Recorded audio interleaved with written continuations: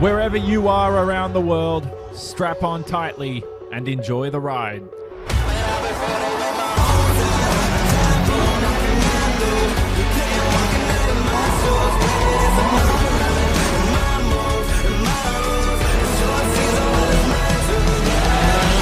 Nine rounds of wheel-to-wheel action, 28 drivers. This is the iRacing Rallycross World Championship.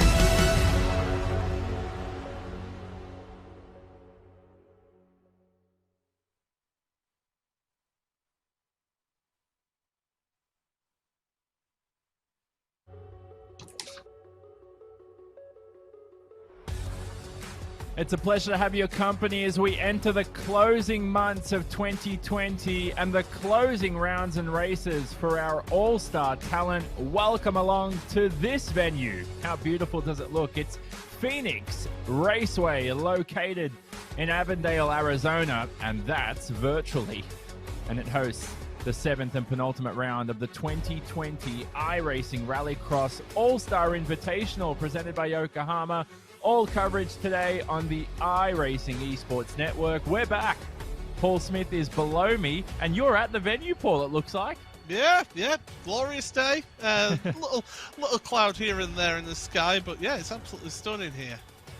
Yeah, it looks good, doesn't it? I think you need to put some sunscreen on, mate, Yeah. because over in the UK, it's completely different weather for you. Now, good afternoon, good night, good evening. Could be good night if I had a look behind me, and it's completely pitch dark here in Australia. Completely different parts of the world, Paul. This is the beauty of virtual coverage. Yeah, it is. Having not just the competitors coming from around the world, but also ourselves as well. You know, one of us in the dark in the north of England, and one in the dark down in Australia. Yeah, exactly. So it's going to light up throughout the broadcast, so keep note of that. I reckon in about 2 hours' time, it'll be complete morning sunshine. But we've got our All-Stars back here today. Now, the championship looks like it's probably in Scott Speed's hands. Yeah. 5 rounds count for the drivers, your best 5 rounds. They drop any other 4 rounds after that. But he's been the man to beat, but Sage Karam's look consistent. Andreas Backerud's come in late. We don't think he's going to win the championship, but you never know. And don't forget Connor Martell, the young man who's been very quick in rallycross machinery.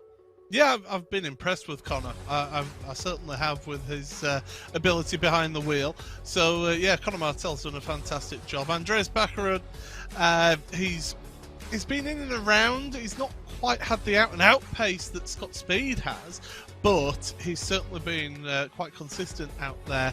But it's been great. It's been fun to see these All-Stars here taking part in this event. Yeah, definitely. We've had Travis Pastrana competing with us throughout the season. We've had quadriplegic drivers. We've had World Rally drivers as well from the World Rally Championship in WRC. Completely different to Rallycross. It's similar, but anyway. And we've also had some touring car drivers, TCR drivers, motorsport journalists. And I'm going to stop there because we've had a multitude of drivers here join us. We're going to have more here today racing. We have got a track for you at Phoenix that is 1.22 kilometers in length, 0.76 miles depending on your units of choice. Now, there's 9 corners around a circuit that held championship weekend for NASCAR in 2020. As early as this year, it switched from Homestead, and it will return, as far as we know, in 2021 as championship weekend. It's a 54% asphalt, 46% dirt split. The Joker Delta time is a shortcut at our North American venue, 3.9 seconds, and the Joker entry is located parallel to the jump just after turn 4. The exit is all the way at turn 8. That's been adjusted over the years, but the challenge the drivers have been talking about, Paul, is the entrance onto the jump, which can cause some problems. Yeah, it's quite a tricky entrance to the jump, isn't it, Jonathan? The World Championship drivers especially have to balance that out, and with these invitational, the All-Star Invitational, they've maybe not got the same amount of time to be able to put in as practice for this event, but they'll certainly be finding the where works, where doesn't work. But yeah, getting your line right is crucial onto the jump. Yeah, it certainly is. This is a very tough layout, and it's a driver's favorite too. You can see we actually use part of the dog leg here in a sense. There's 10 degrees of banking on that oval. It's a very difficult braking zone. We're expecting lap times around the 35 to 36 second range when our sim racers in their World Championship, they compete for $25,000 of series cash and prizes. They'll be on in just under an hour's time after our All-Stars here today. But we're going to head into qualifying at Phoenix for the first time. And we've got some new drivers out there in the field. I say drivers plural, but new driver in Michael Lewis. He's driving the 198 Subaru here today. Now, he races for Brian Herder Autosport. The 29-year-old speaks English and Italian. He's a tall 6'5" driver. I'm not sure how he fits into a race car. Reminds me a lot of some many tall race car drivers out there, including the late Justin Wilson. But most importantly, Paul, look at his name. It's Michael. It's Lewis. He shares the name of two drivers who have 14 Formula One World Championships to his name.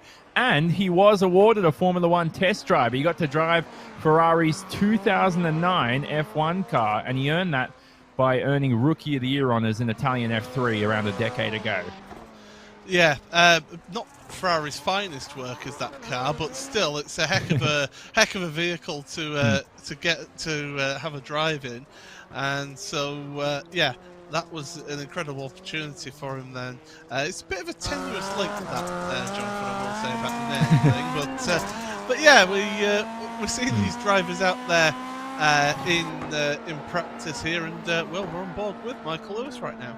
Yeah, Michael Schumacher, Lewis Hamilton, he won't be bothered by any of those guys. He's in his own world.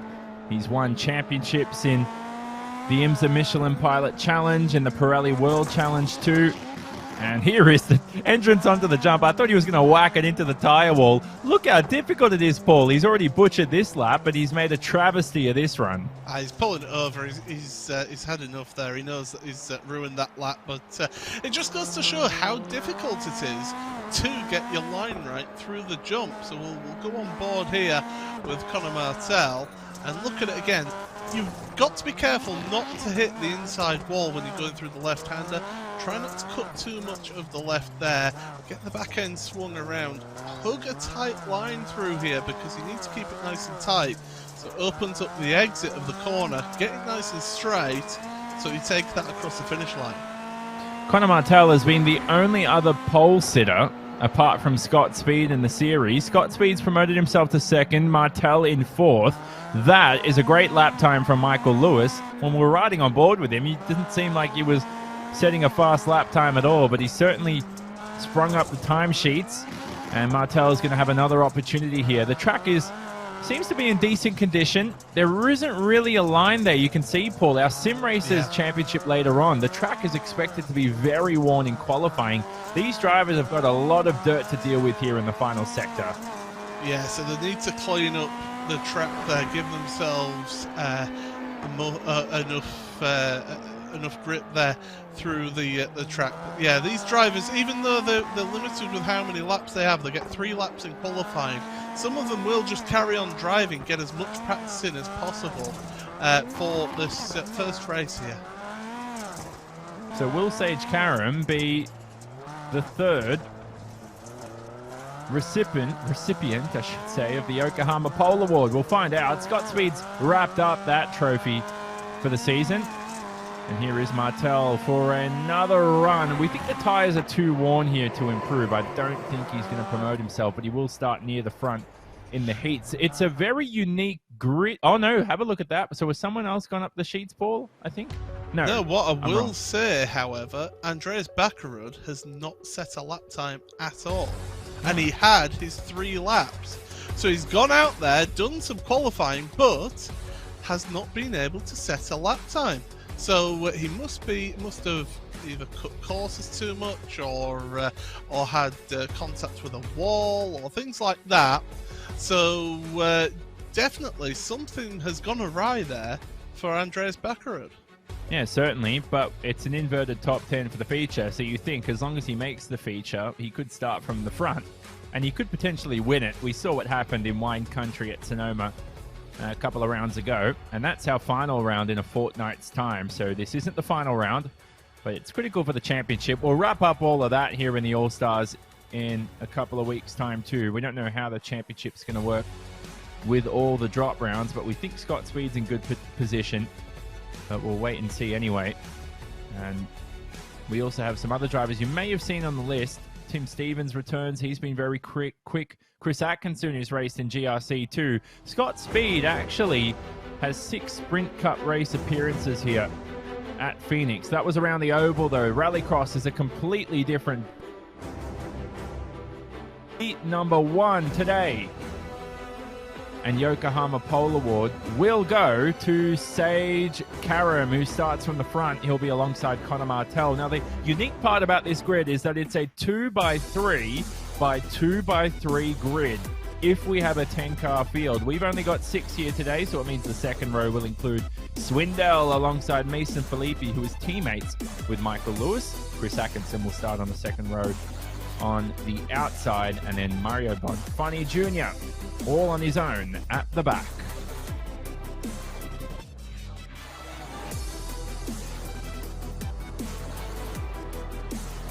It's about a 300-meter run from the start-finish line here, which is parallel to the main straight as they enter the oval banking and then into the first braking zone. Slight opportunity for some overtakes. We go green for the first time around Phoenix. Good jump from Karam. We think he's going to defend the lead from Martell. There's contact between the two. Everyone's getting a bit restless here. They all bottleneck into the first few corners. Bonfanni Jr. has made a mockery of the braking zone. And just like he did at Lucas Oil, he's caused a bit of carnage there. So now down the back of the pack, it's Karam from Martell. No one takes the Joker, I think, the first time round. That does surprise me that nobody's taken the Joker there. So, yeah, everybody's staying out there on the track. And we see that Martell just ahead of Filippi. So, second place isn't secured yet, that's for sure. Sage Karam is already checking out up at the front there. But, yeah, end of lap 1 then. No Jokers. Just let's see how they get on. Do they take the Joker this time round? Sage Karam is going to be staying on track. Well, we just heard from Race Control that they just notified the drivers pre-race not to take the Joker lap 1. So it's been a quick last-minute thing for this event. Might continue on for the next few heats. We just saw a Joker there from Connor Martell, who will take the lead. It's a 3.9-second shortcut, and he appears ahead of Sage Karam. Now, you'd think this lap round, Paul, Sage Karam would want the clear air to his name. Yeah, he's got to take that straight away now. Once he responds to that, then he'll be able to have a big gap at the front of the field. So expect to see Sage. There you go. He's blending off into the Joker lap. And look at the speed that they could carry into that. You've got to be careful here, though, because that wall, it's very inviting on the outside of the Joker.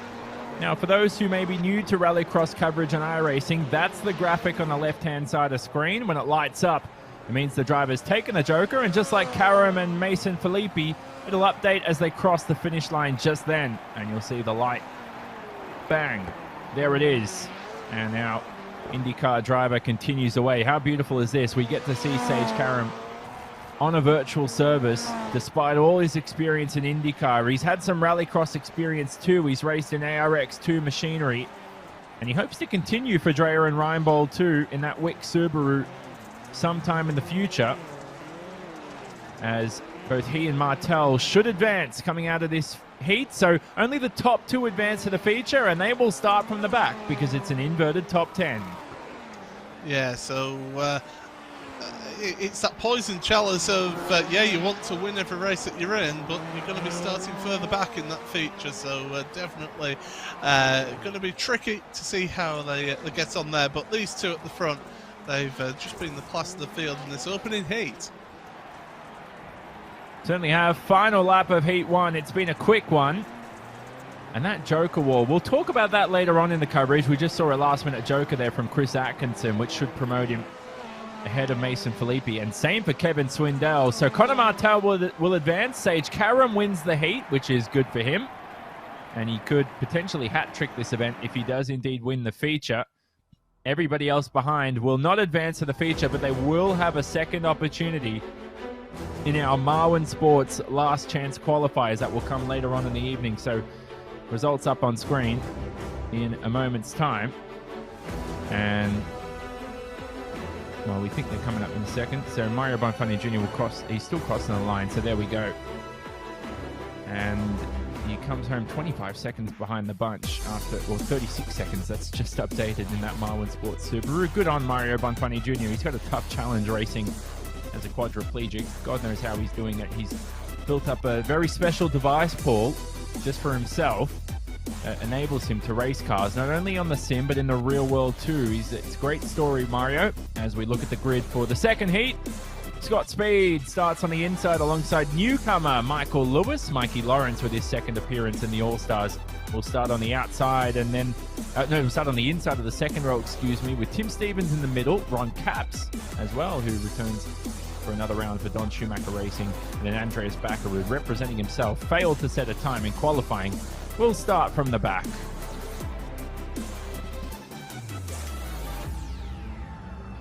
Going to be about 10-15 seconds until race start here. Scott Speed just needs a clean round. Could have finished anyway at Lucas Oil, but he decided to pull the plug on that one.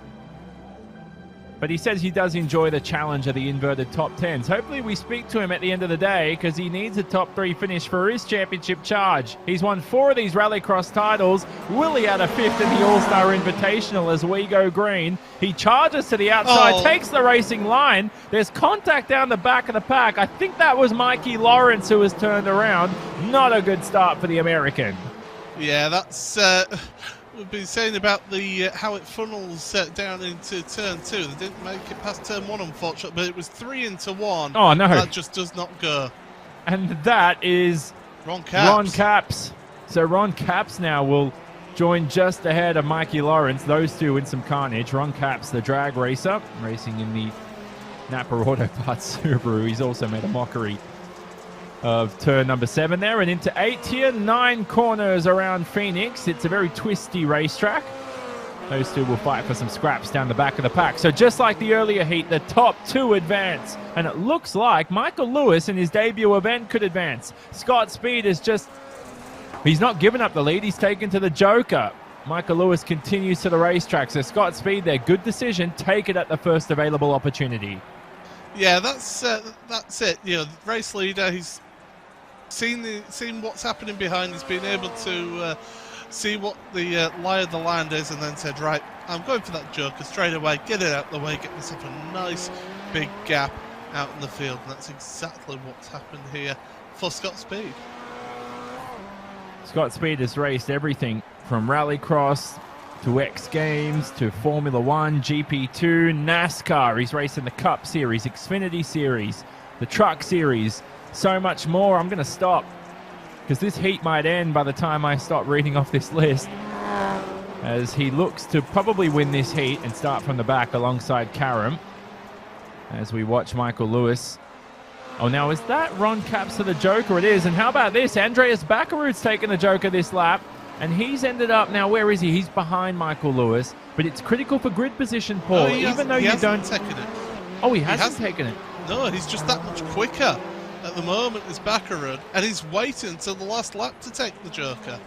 Yeah, so excuse me, that was a huge blunder from my side. So Backerud's going to continue. Michael Lewis, you just saw him duck in to take that shortcut. If Backerud has some pace here, he could take it on the final lap and potentially appear in that transfer position. You never know. We'll have to wait and see. So we're on to the final lap, and we'll see how we get on here. But Lewis is in a good spot right now, having taken that Joker. Backerud, don't write him out here. So the gap is 4.5. 3.9 is the delta we're looking for. Andreas Backerud to the Joker this time round. It's completely tarmac and then dirt on the exit here. It's such a unique Joker, but it's very clear. It's almost basically concrete. There's minimal dirt here. Where's he going to appear? Michael Lewis is just ahead. It's not going to be enough for Andreas Backerud as both Scott Speed and Michael Lewis advance to your feature race. But Paul, at least Andreas has front row grid position for your Marwin Sports LCQ. Yeah, so that'll be coming up next for us here. We'll be jumping straight into that Marwin Sports LCQ. And we'll see those drivers' competition right now. But yeah, Atkinson, Baccarat, front row of the grid. That'll be interesting to see how those two get on. Then Swindell, Stevens and Filippi. Michael Lawrence right behind them. You could say, Paul, last week Evan Swindell had, you could say, a bust up with Sage Karam across the finish line. Wasn't happy with how that race took place. Sage did apologise for the incident on the opening lap of the feature, but it's always good to see some entertainment and some drama. See what happens here at the start. Mario Bonfanti Jr. has missed his braking point a couple of times in not only Lucas Oil, but here at Phoenix 2. He'll start at the back alongside Ron Capps. Mason Filippi would want to join his IMSA Michelin Pilot Challenge teammate in the feature. And some other fun facts for you. Our producer behind the scenes, Tyler Maxson, also races in the Series 2. He knows all about these guys. And he's also in the sim world too. So here we go. Your one and only Marwin Sports LCQ. 8 drivers, 6 of these will advance. We're going to say goodbye to the bottom 2 as we go green for 5 laps of racing. Great jump from Baccarat, who covers the inside. Atkinson demotes himself to second. Swindell on the inside too, but Tim Stevens is trying to make the outside work. He's going to have to form up in third. Swindell's dropped down to fourth. Now, you can't take the joke of this first lap by, but it looks like we're single file here into the jump, which is critical. Yeah, these drivers certainly doing a good job. Lap 1 so far. Oh, we have got one taken to the Joker. That's a little bit naughty there, but we'll see how that pans out, how the race admins want to call that one. We'll see. We're not sure. We haven't heard from race control whether they've allowed that, so that could potentially be the case. We don't think so. So maybe Bonfanti Jr. will receive a penalty for that, and we just heard from race control now that they haven't allowed it. They're investigating Bonfanti Jr. behind the scenes. So Baccarat to the Joker at his first available opportunity, and he is joined by, you could say, a choir of drivers. Yeah, 4 drivers all going to the Joker here. It's a boy band. Yeah, I don't know if I'd want to hear any of them sing, but these drivers then all took to the Joker, so you'll see those Joker symbols light up on the left-hand side. So yeah.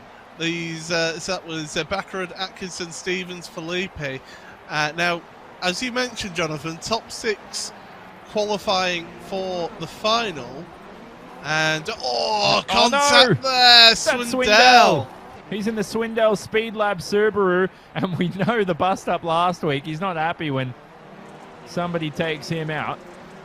And we'll see where he feeds out at the end of this, because only the top 6 advance, like you mentioned, Paul. So right now we think Baccarat's going to be good. He should advance along with Atkinson. Those two are quick. They normally appear in a lot of features. Rarely have they missed one in our All-Star events. Tim Stevens has been very quick in Rallycross machinery. But whoever finishes 6th will start from pole, because it's an inverted top 10. So if you think about it, you don't want to tank this. Oh, no. Just as we talk about, Stevens has fallen into trouble. Oh, yeah. Well, it's nice clean with the rejoin there. And, well, Swindell and Capps have still yet to take their Joker here. So actually Stevens is in a little bit of trouble. In fact, somebody was on the Joker. I think that was Ron Capps. Yeah, potentially.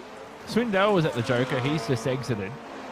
It's got to be one of those two if the graphic updates. You might be correct, Paul, but Ron Capps is actually a couple of laps down, so there's some issues for him. Now, Mario Bonfanti Jr. has just received a penalty for taking the Joker. Will that mean Kevin Swindell, if he's close enough here, he could advance? So we'll see the gap here as the results update. There's a bit of side-by-side action on the final lap. No need for that. Mason Filippi's in the wall in the Brian Herder Auto Sports Subaru. Baccarat wins the Marwood Sports LCQ. He's already celebrating, Baccarat. Look at the burnouts. Look at the smoke in the back of the pack. He's won this by a country mile. Chris Atkinson will advance along with him. And let's find out here, Paul, what happens with the penalty. We think it's done. We think it's official. Bonfanti Jr. is out. There it is up on screen. Less than 3 seconds then. is the difference for him dropping out. So, but what a performance, Mikey Lawrence into a final on his debut event. Yeah, good stuff from him, which is not would that be Michael Lewis or Mikey Lawrence? Michael Lewis, sorry. Yeah, well, they're similar names. Well, I was getting confused too for a second. Same initials, same everything. Well, there you go. So it's good to see Tim Stevens back, who's he writes some great pieces for Roadshow. For anyone who wants to read some of his stuff on sim racing, he does a brilliant job with that. And you can check all that out after the coverage, because we've got a feature race coming up. We're going to preview all of that on the other side of this. Don't leave us, because we have got an action-packed race coming up. 10 laps of action around Phoenix, and it's all coming up after these messages.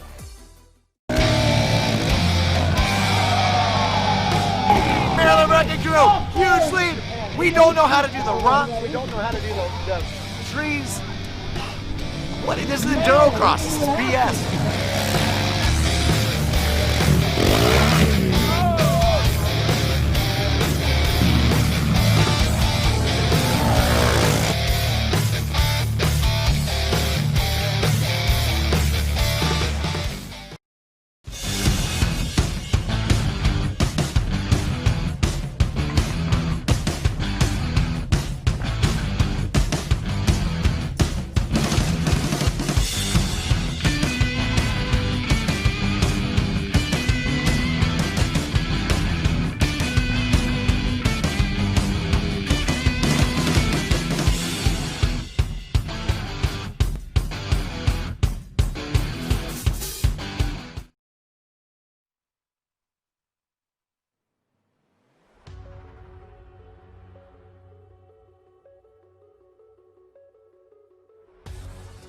All right, we're back. There's a feature race coming up here from Phoenix. It is the iRacing Rallycross All-Star Invitational presented by Yokohama. We just concluded our Marwin Sports LCQs from Jonathan Simon. I'm alongside Paul Smith for today's coverage. Now, Paul, what did we make of the racing action so far? The Joker strategy's been interesting. Not only that, but we've got some great talent in our feature race here. Some of the best we've seen on the sim racing service who also race in motorsport. Absolutely. I was right, by the way. Michael Lewis is is in this feature race on his debut event. So, maybe not from the results of the Marvin Sports LCQ. But anyway, some great talent that's going to be on display here. And as you say, with that inverted grid as well, it really spices up the action here in these All-Stars Invitationals and produces some really good racing for us to see. And hey, mate, I'm a little jealous. They've flown you to Phoenix, but they've cheaped out on my flights, mate. I don't know what the budget's going on with iRacing, and I haven't got the shirt yet. What's going on here? Yeah, it's called having a green screen. I'll be honest with you. It's the way it looks good. It does look like you're there. Let me tell you that much, mate. I'm having a look here. Like, you couldn't piece it off any better. I heard your room's very clean behind the scenes, isn't it? Oh yeah, absolutely. Yeah, there's not things sort of strewn all over the floor. Nope, not at all. Well, we've had a push as well for you next week, Paul, to try and race. You're pretty, you admit you're not the quickest in rallycross action, but you're pretty handy in these machinery. It'd be interesting if we can actually get you to race next week and then commentate when you jump in for a heat. Is this the official campaign to get me in the race? We'll get a hashtag on. But in all seriousness, these guys are here for fun. They're here to enjoy themselves and to put on a show for us.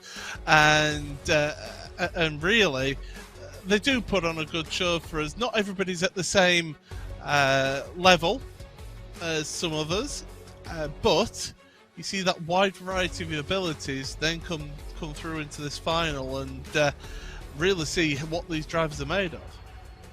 Yeah, certainly. Now, we say goodbye to Mario Bonfanti Jr. and Ron Capps, but our other 10 drivers will race. So it will be Kevin Swindell from pole position. He scored a podium here previously. Now, he's actually paralyzed below the waist. So we spoke about quadriplegic Mario Bonfanti Jr., but Kevin Swindell is actually paralyzed, so he's actually struggling to race too. It's a very good effort by him, Paul, to make the feature today. Yeah, Absolutely, it certainly is, and this is the beauty of sim racing as well, giving people the opportunity to race, no matter what their capabilities are. So people have been asking, is Kevin Swindell related to Sammy Swindell? He is. He's the son of the 3-time World of Outlaws sprint car champion. He'll start on the inside alongside Mason Filippi. And then the second row will include Tim Stevens next to Mikey Lawrence. And then on the outside, it is WRC, former WRC driver and fellow Aussie, Chris Atkinson. Down on the third row, it's Andreas Bakkerud alongside Michael Lewis in his debut appearance here in the race. Look out for Bakkerud. He's very quick in rallycross cars. But then we've got 3 insanely quick drivers down the back of the pack. Connor Martell, who's won a race before for Dreyer and Reinbold Racing. Scott Speed, who can win the championship. And his rival, Sage Karam, who starts from the back. So the format today, 10 laps of action, 1 joker available for the drivers. It's an inverted top 10. There's going to be plenty of action going on. You can't take the joker on the first lap. Who is going to be winner from Phoenix? And we go green for the final time for our All-Stars. Oh, we've had a huge clash at the start. We'll try and pick apart who's involved there.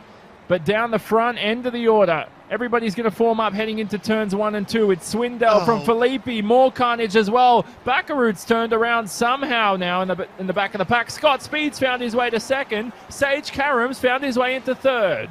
And that's interesting that Sage found himself in third, considering that he was actually caught up in that initial instant going into turn 1. So he's found himself in a good spot. Look at him putting the pressure on Scott Speed through this turn here.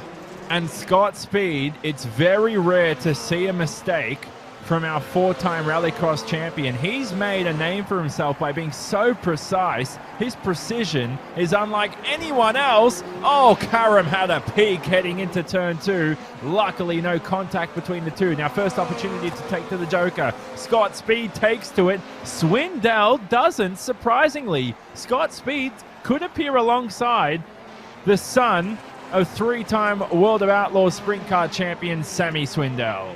He's come out in front at the moment, but if I'm Swindell now, I take the joker lap this lap, get itself back in front and force Scott Speed to have to make the overtake here. Sage Karam was taking the approach of do the opposite of what Scott Speed did on that lap.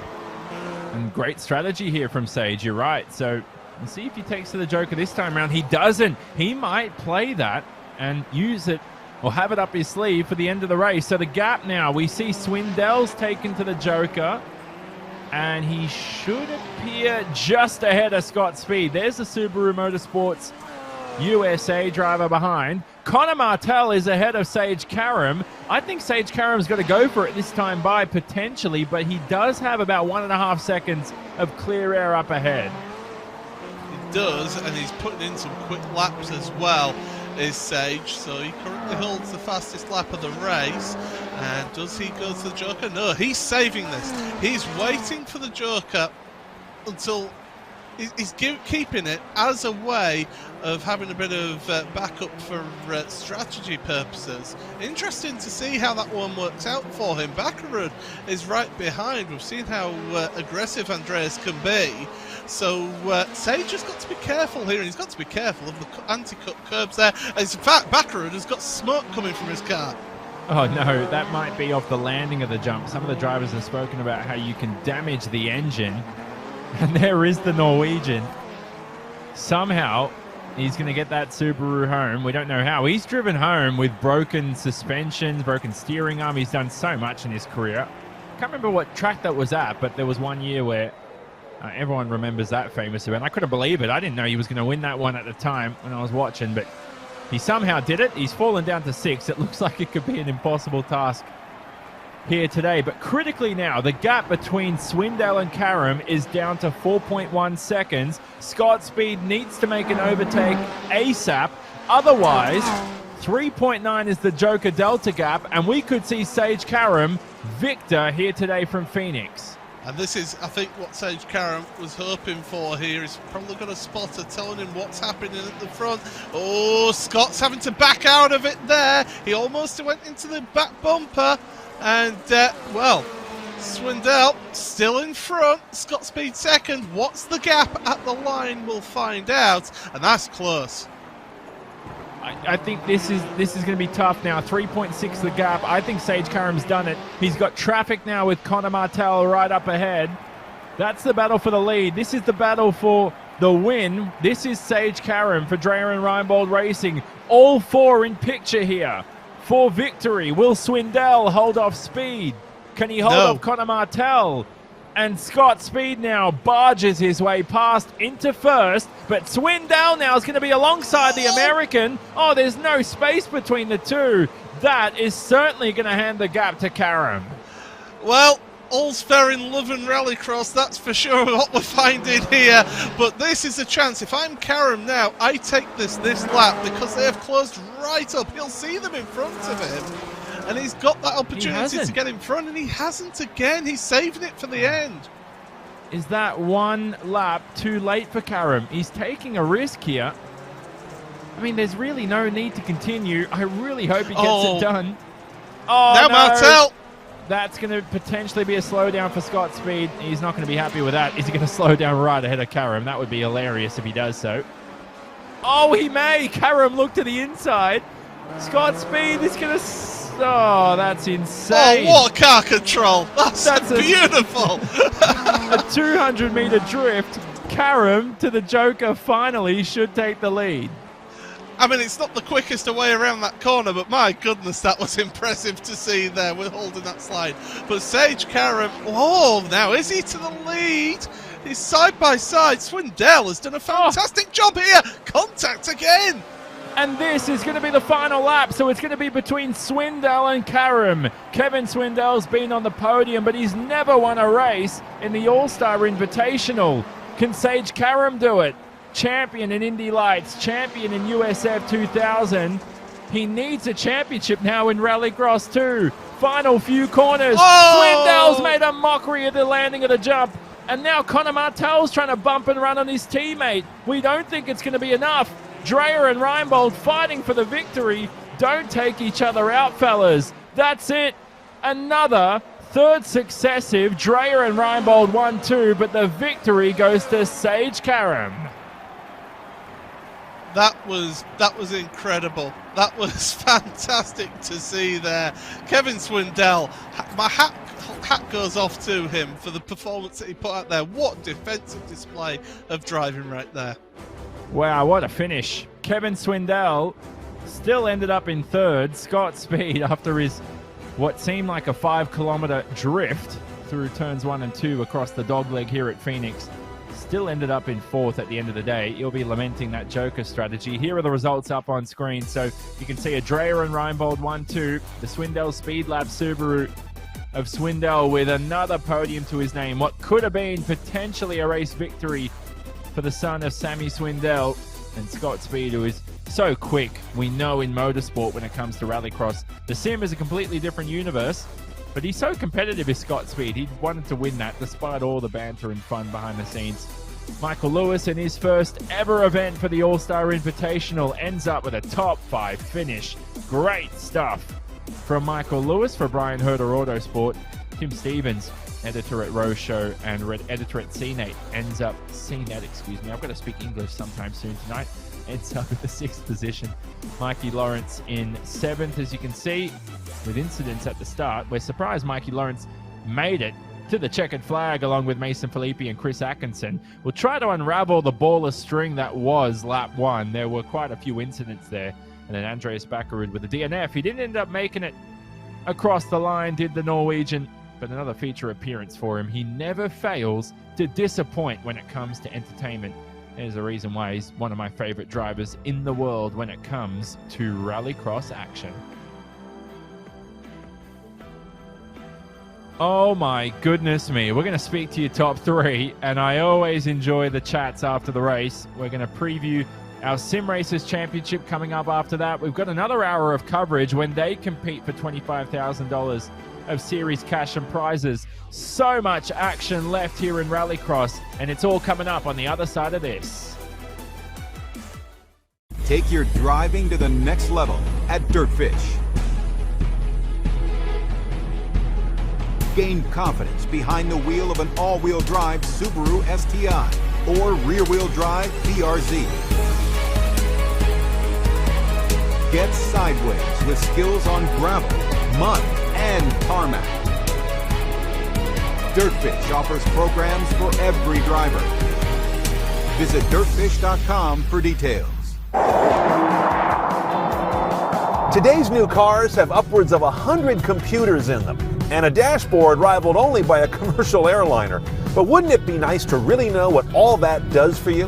At Roadshow, we demystify the world of modern transportation with reviews of your next car, the latest news on what's changing the industry, and videos covering every screen and every new feature you'll encounter in the driver's seat. Get informed, get smart, and get going with Roadshow.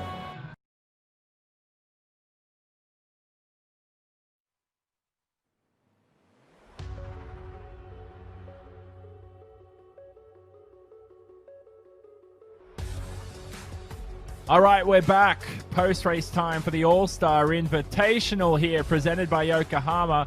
What a race. I'm breathless, and we're going to speak to your race winner, Sage Karam. Sage, it is another Dreyer and Reinbold 1-2, which I'm sure you think is most important. There's a championship for you to claim. I know this is going to go down with your Indy Lights title and your USF 2000 title too. But man, you were just speaking about it in the ad break with your teammate. You thought you were going to appear much further ahead after your Joker. I'm not sure what went wrong through that Joker lap. Yeah, I mean, I don't know. I thought I hit it pretty good, but right before I jokered that lap, it seemed like a couple guys got into it in front of me, and Scott, I think he had a slowdown, and it kind of slowed me down like half a second, and I think that was just enough to get me right side by side with the leader, and then it got really tight after that, and yeah, he kind of got loose over the jump, so I saw the door open up, and then I saw he spun off. But no, like you said, Reinbold 1-2 finish again. But I mean, third time in a row, I think. Yeah, third time in a row, man. That's awesome. So Connor's been doing really well, and this track was a lot of fun. We were just talking about it. I think last week that track wasn't everybody's cup of tea, and this week was definitely a cool track. Well, you're not the first one to say that. Everyone trashes Lucas Oil. I feel sorry for the circuit. But talking about Phoenix, the Joker here, I was very surprised. Obviously, it's a shortcut. The Joker Delta's worth 3.9 seconds. We were so surprised you left it so late. We thought that was way too risky, man. And then it ended up that you went one lap longer than we thought you should have. And then Scott ended up having the slowdown. That's Scott's speed. And that's what cost you potentially the victory. But I guess at the end of the day, man, you got the win, and that's all that matters.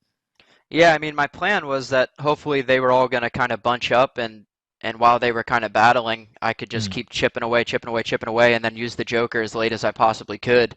And then once Scott got the slowdown, I said, I have to go now and just kind of clear this and get in front of what I can. And, thankfully it worked out. I mean, it was stressful, but definitely a really fun event. And all right, mate, so you've won a championship in Indy Lights. You're USF 2000 champion, not to make you feel old, but that was a decade ago. And you've won races in ARX too. If you win the All-Star Invitational Championship, where does that rank amongst all of those? Yeah, it's pretty cool. It'll be like my first sim racing title. Yeah, so yeah, I don't know. I don't even know what I need to do to win it or what. I've never even seen I've never even seen the points, so well, we'll figure that out next week. That's what we were thinking about. There's obviously drop rounds, and only your 5 best rounds count. But I'm looking at the statistics for this season. So this would be what, your 3rd victory? So you've at least got 3 maximum points. Okay, yeah. So I imagine we're in the hunt, and we'll just show up next week and do our best, and hopefully get another win. That'd be nice. Yeah, bring that Wick Subaru home, surely. We'll leave you to it. We're going to speak to your teammate. Congratulations again, Sage. Another victory to your name, mate. And surely another one at Sonoma in the virtual wine country in a fortnight's time. Connor Martell, you were chatting to your teammate as well. And you seem to enjoy this circuit quite a bit. You almost snatched that victory on the final lap. That was going to be a good one. Yeah, definitely. That was definitely hands down my favorite track to race on for sure. And yeah, me and Sage had a pretty close battle. It was kind of a hectic start like usual, but you know, I took Joker early before Sage, hoping that, you know, someone maybe would get in front of Sage, hold him up, and then once I got behind Scott, I saw that him and Kevin were battling, and I kept catching him, kept catching him. And then I saw Sage right behind me, and yeah, I totally thought he was going to pass everybody, no problem on the Joker, but somehow, you know, that didn't work out. And it's awesome being 1-2 with Sage again for the third time in the row with the DRR team. And me and Sage have had our fair share of battles in the real world in Rallycross last year. So it's pretty cool racing on here with him, and especially because, you know, he's quite the sim racer. So it's really cool to be competing with him. We just saw you on screen here in the replay. That we're showing a couple of replays of your race. You just shoved your way past Scott Speed. That's got to feel good, because that guy is one of the best in the world when it comes to motorsport. And he's won 4 of these titles in Rallycross. Yeah, definitely. You know, I was setting him and Kevin up the whole time I was behind him, because they were battling hard, and I knew that at some point there was going to be a mistake and I could slot in. So unfortunately, Scott got pushed over into that little barrier, and he got a slowdown penalty, and then I got in behind Kevin. And yeah, so it was a really cool action-packed race. I'm sure it was really cool for the fans to watch. Now, was it Bucky Lassick you said that nicknamed you the Hammer, or am I getting our drivers mixed up? My dad is the first one who started calling me it, and then when Bucky Lassick started commentating for Rallycross, he made it famous. So, yeah.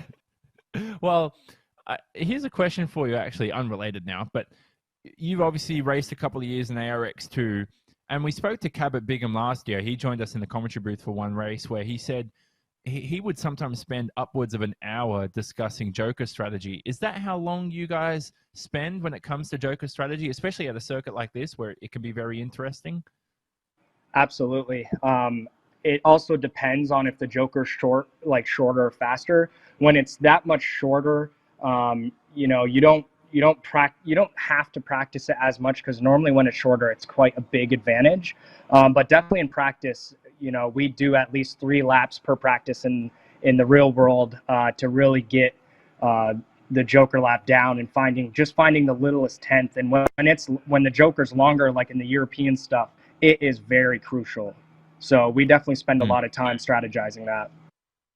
All right, Connor, we're going to leave you to it again, mate. But wow, you've been splendid this year. You've been quick. Another Dreyer and Reinbold 1-2. Hopefully the other way around in a couple of weeks for you. And Sage isn't here to hear that, so I can say that.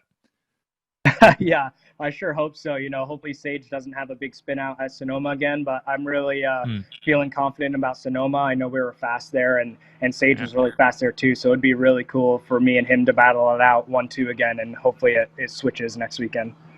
Yeah, unfortunately, if you win this time again, obviously your second win at Sonoma if you do it, but yeah, you can't get drunk after the race, mate. It's only the virtual wine country, so there won't be a wine to visit. I'm sorry to disappoint you on that one.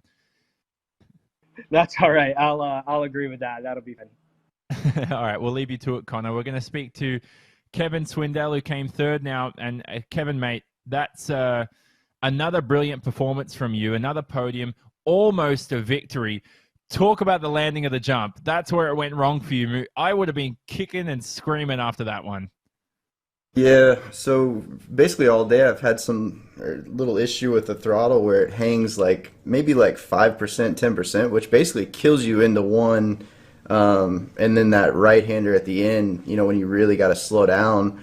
So more or less I kind of have to get settled, you know, through each of those sections, and then bend my throttle forward a little bit with my hand, you know, while I'm off throttle. So that was kind of taking a little bit of my focus, every section was trying to put it back, and I kind of just felt like if I hustled the Joker or the jump just a little bit better there and got just enough of a gap, Sage couldn't, you know, shove me off in there, and really getting into that section wasn't my strong suit. So just kind of gambled on trying to make some space, and it just never really got the back straight enough to where when I landed, then it wiggled right, and that was pretty much it. And for those at home, so we've spoken about this before, Kevin. Obviously, you are paralyzed below the waist. So how have you actually set up your wheel to be able to race? It's more or less just got two oversized paddle shifters that that are on kind of a mechanism with some springs and stuff to give them some throw, and I've kind of just kept hillbilly modifying stuff to make it a little bit better, and I think in the process of it I've kind of just bent something just slightly in my throttle, and that's what, like, I'll go like a month and not have this issue, and then like I'll go for a week or something like this and just constantly seem to have it. So I don't know what the deal is. I know they've got a an upgraded set that Wickens played with some that I've been waiting on Pappas and those guys to let me try, but yeah, just kept basically having to peer my eyes left over to that little sensor on the left side that shows where your throttle input is to make sure it was closed all the time, and it just killed my focus that little bit. But kind of just knew if I beat Scott back through the Joker when he jokered, I could control him. I know I'm usually like 2/10 to 3/10 slower than these guys on average, but I kind of know how to control and able to kind of push Scott back out when he pushed me out and maintain there.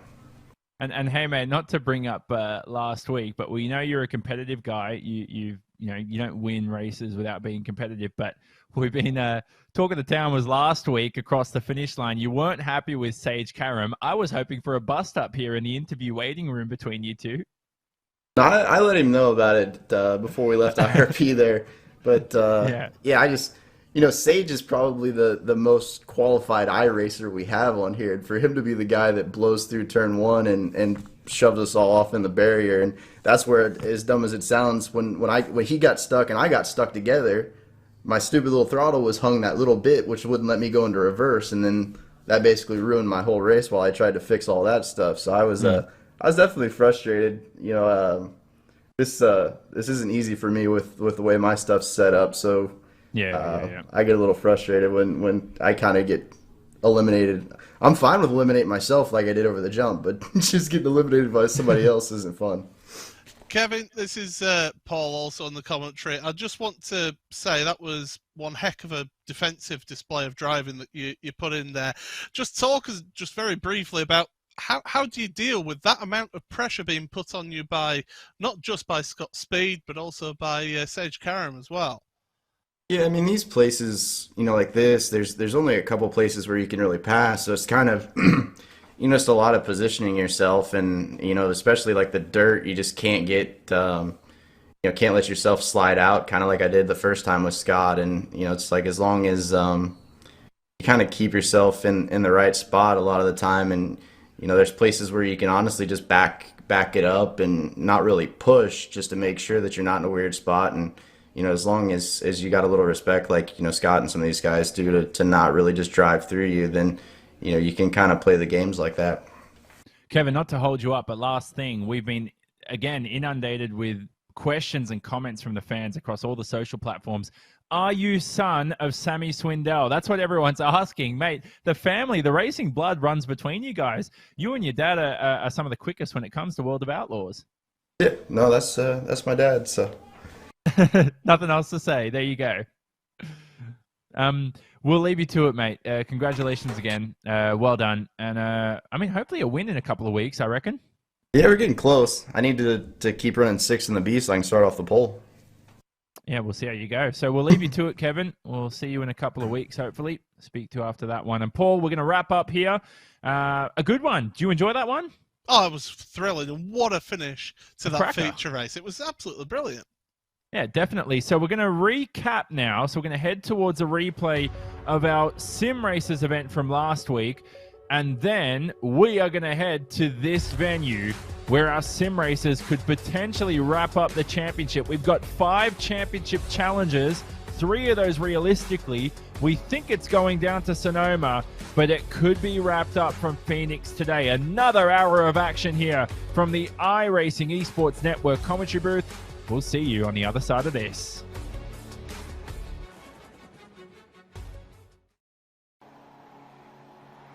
And we go green from Lucas Oil Raceway for the final time. Great getaway from Subaru's Mitchell de Jong. Hearth has been boxed in. He ducks to the inside. He may take the lead here. They might open the door for Garrett Maines on the outside. Garrett Maines clouts the barrier. De Jong, though, to the Joker. This is a scrap between him and the Smithfield VW. This is where it bottlenecks. Everybody's into the wall. And that can open the door for Hearth. He's going to cop a slowdown penalty. Oh, this is Mitchell's to lose. Right now, Garrett Maines, an absolute nightmare of an opening to that race. Turn 1 just did not work out for him. They're still battling away on, but Maines is around again. So Garrett is just going from bad to worse. Josh Fox is at the back of the field out of all that as well. And John Robertson up the inside of a couple of drivers. He made 2 positions there. He's alongside Zelensky at the final corner. We begin lap 2. Your championship leader, I'm not sure if he wanted to take to the Joker, but he was boxed in by Joni Ollikainen. So Garrett Maines, who was having a look at the race lead, is down to second last here at the end of the first lap.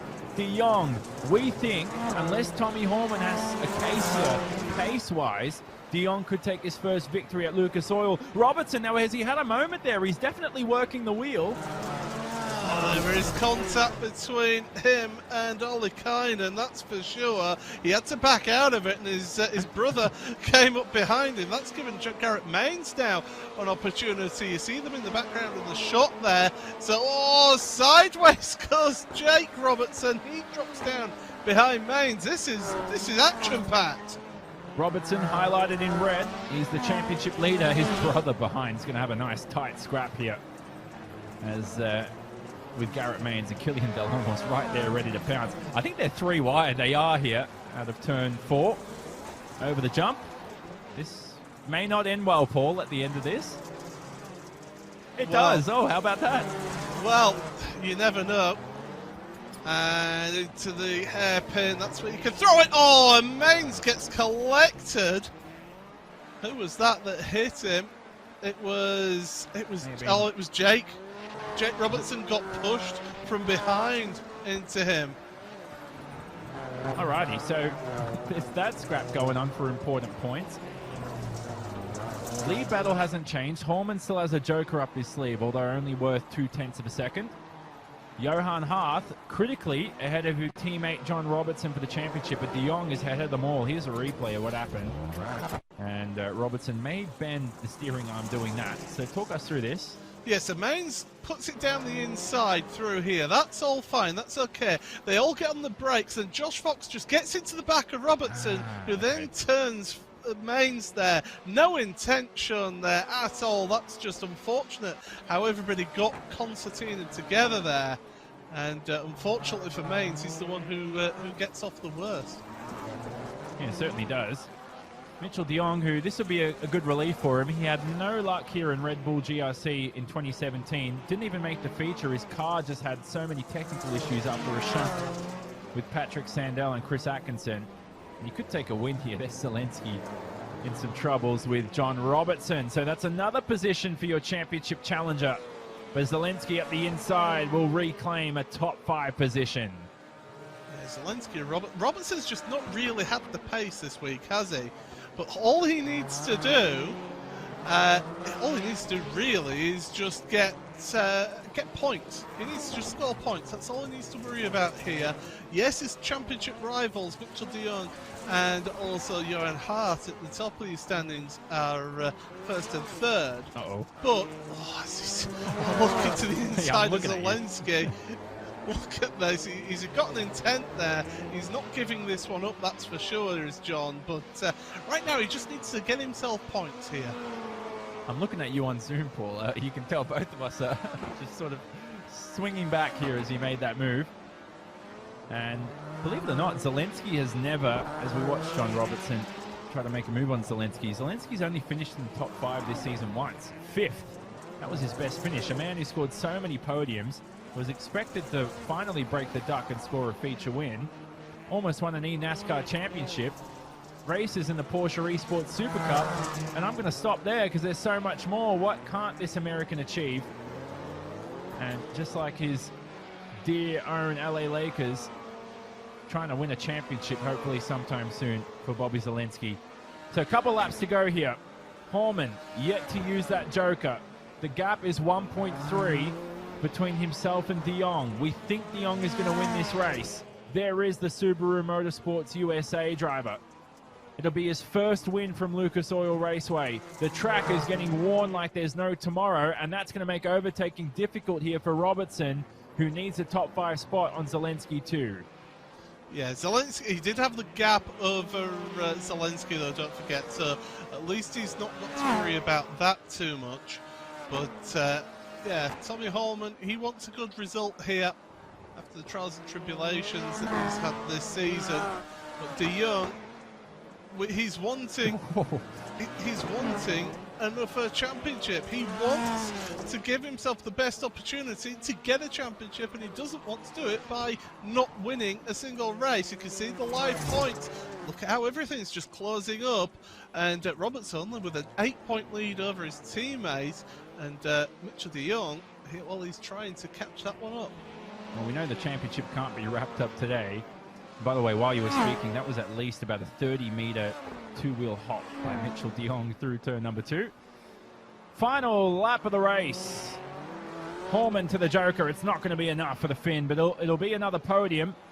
And the championship is being clawed in. 8 points between your Team Yokohama drivers, but Mitchell De Jong is going to claim his first race win of the season. I never thought I'd say that 7 rounds into a Rallycross Championship. He won 50 in a row when Rallycross was released on the iRacing service. And here he is, Mitchell De Jong, winner from Lucas Oil Raceway for round 7, and his first victory of the season for Subaru Motorsports USA. And the championship charge continues for the American. He looks poised. He acts like he's done this before, and I tell you what, he has done this many, many times before. It is his 11th career victory in 25 starts.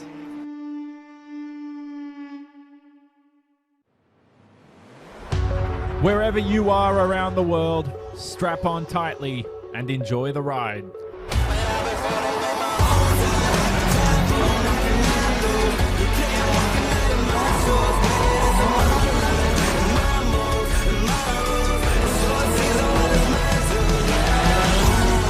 Rounds of wheel-to-wheel action, 28 drivers. This is the iRacing Rallycross World Championship.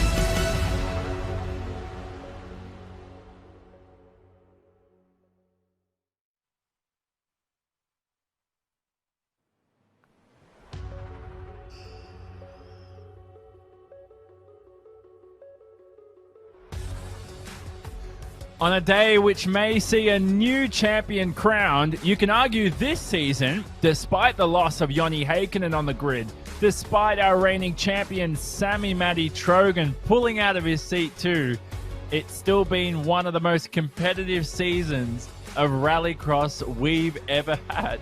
And it continues here from Phoenix Raceway, located in Avondale, Arizona, which hosts the 8th and penultimate round of the 2020 iRacing Rallycross All-Star Invitational. Paul Smith, you're alongside me.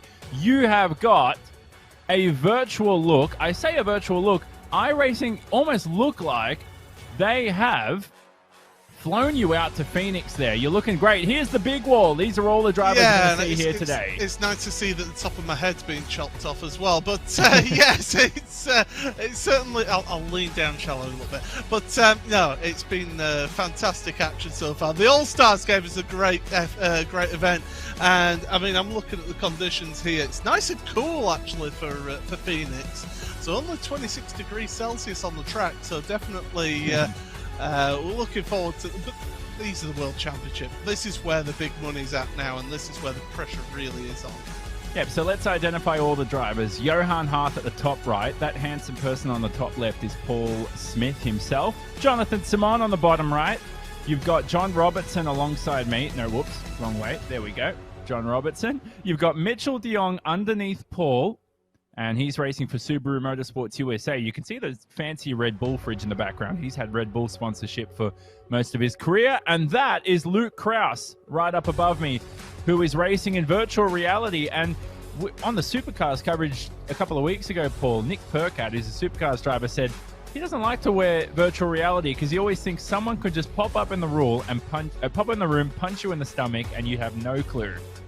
Well, yeah, especially when you're wearing a headset as well, so you're fully enclosed in that atmosphere and in that virtual reality. And yeah, I've seen plenty of clips of people getting disturbed whilst they're in VR headsets. But it does actually give you a really good different perspective as well, those wearing those VR headsets. So definitely, some drivers prefer it, some drivers prefer having the triple screens, but it's great to see these drivers out there here for us today.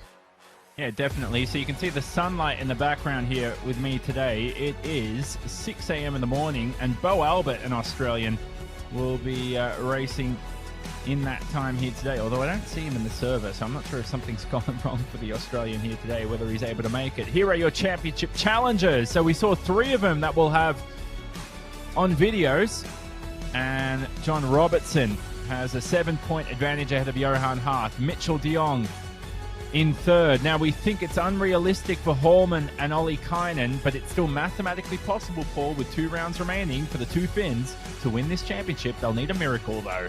Yeah, those drivers, they're mathematically in with that shot, but it's going to be such a tall order. Being over a race behind, so it's really, really going to be tough for them out there. So I think we'll be saying goodbye to those 2 as championship contenders by the end of this event. But yeah, Robertson, Hart and de Jong, so close here. And de Jong's on a bit of form now after having won last week. Yeah, certainly is, and he was our 6th different race winner this season in 7 events. We head into round 8. I never thought I'd say that in Rallycross. Round 7 was Mitchell de Jong's first victory of the season. It was his second from Lucas Oil. Incredible stuff. Now, 4 of these 6 winners have been new to Rallycross. An interesting stat for you, there have only been 3 repeat winners in Rallycross history. That includes Joni Heikkinen, Mitchell de Jong, and Johan Hart. But for John Robertson, Paul, to claim this championship, he'll need to add himself to that list. He is starting to get creeped up on points by his 2 rivals. Yeah, the pressure's really coming on for him, and he's really got to pull this one out and get himself a win here today to really give himself a great opportunity for the championship into that final round. And here's the track details for you. It's a 1.22 kilometer circuit, 0.76 miles, depending on your units of choice. The track rounds itself clockwise. 10 degrees of banking around that area where it's on the back straight here at Phoenix. That's where the dog leg is around the oval, 9 corners. And it's a circuit that held the championship weekend for NASCAR in 2020 and will do so in 2021 as it took the reins from Homestead this year. It's a 54% asphalt, 46% dirt split. Look out for that Joker Delta time. It's a 3.9 second shortcut here today. And the Joker's been updated throughout the years from 2018 to last year to this year. So we'll give you a visual update on that. Now, $25,000 of series cash and prizes, $10,000 to the winner. That's US dollars. And the Yokohama Pole Award is still being fought out. 2 poles for de Jong, 2 poles for Tommy Hallman. Who's going to take that trophy at the end of the season? It's a custom trophy produced by Yokohama, who are our series partners. Marwin Sports also award a gift set to our race winner each round, and the Dirtfish Rookie of the Year award looks like it will go to Joni Ollikainen. And here is the critical point system. 29 points maximum that you can take. Who is going to take the 6 points coming out of qualifying? Qualifying could wrap up the championship, Paul. Not today, but certainly at Wine Country in a fortnight's time. Yeah, it's great that this the championship point structure has changed for this year, and it really has mixed things up here. But there's your championship standings as they are at the moment. So we discussed those top 5 already, but you look further down, the top 10 is where you get an automatic invite into next year's championship. And then look at that, Jake Robertson right on the bubble, 6 points ahead of Otto Taskinen with Rasmus Toinen and Connor Parisi. But really, relegation, it's anybody's to play for. Certainly is. This is going to go down to the wire, I reckon. In wine country, it's going to be a critical one. Boy, I love Rallycross, and this championship has been very entertaining. So today's format, 4 heat races coming up. 2 Marwin Sports last chance qualifiers. Coming out of those 6 events, we'll have 10 drivers for your feature race. And that will decide, and that will pay the most points. Despite a new point system this season.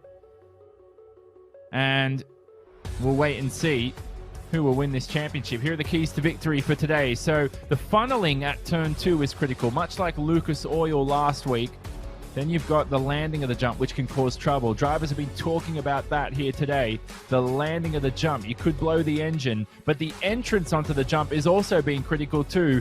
And then the lap 1 joker strategy, depending on which position you are, depending on where you are around the outside, inside. Drivers have been giving me so many different possibilities as to when and where they will take the joker during the heat races today. So qualifying is all wrapped up here. And the qualifying record has been smashed. There wasn't a virtual track reset. It goes to Tommy Horman, who is now officially up ahead in P number 1 for the Yokohama Pole Award. A 33.682 lap time. He has blitzed, erased the record by Johan Hart, which was a 35.921. He's almost 2 seconds quicker. He'll start alongside Alari Laminsivu. It's a 2x3 by 2x3 grid here. Johan Hart, our championship challenger on the second row, alongside Garrett Maines, who's been very quick for Dreyer and Reinbold Racing in that Volkswagen Beetle. Matt Busa, who replaced 2019 champion Sammy Matty Trogan, who's on a sabbatical for this season. And then behind them, Jonathan Payet returns from a race suspension.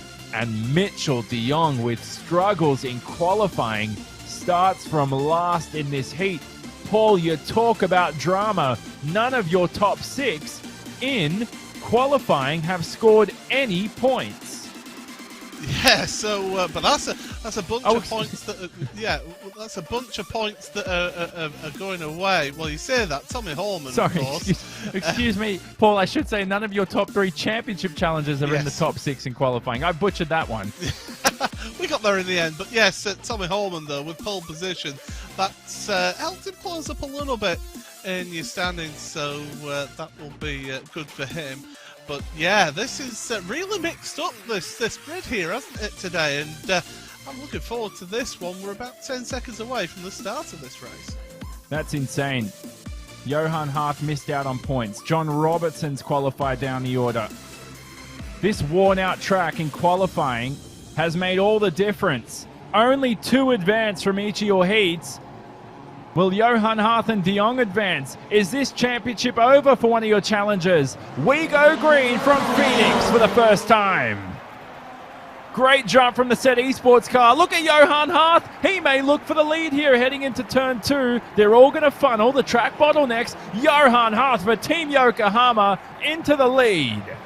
And he's going straight to the joker, so he's immediately taking that joker lap there. Tommy Horman, by the way, took a heck of a jump.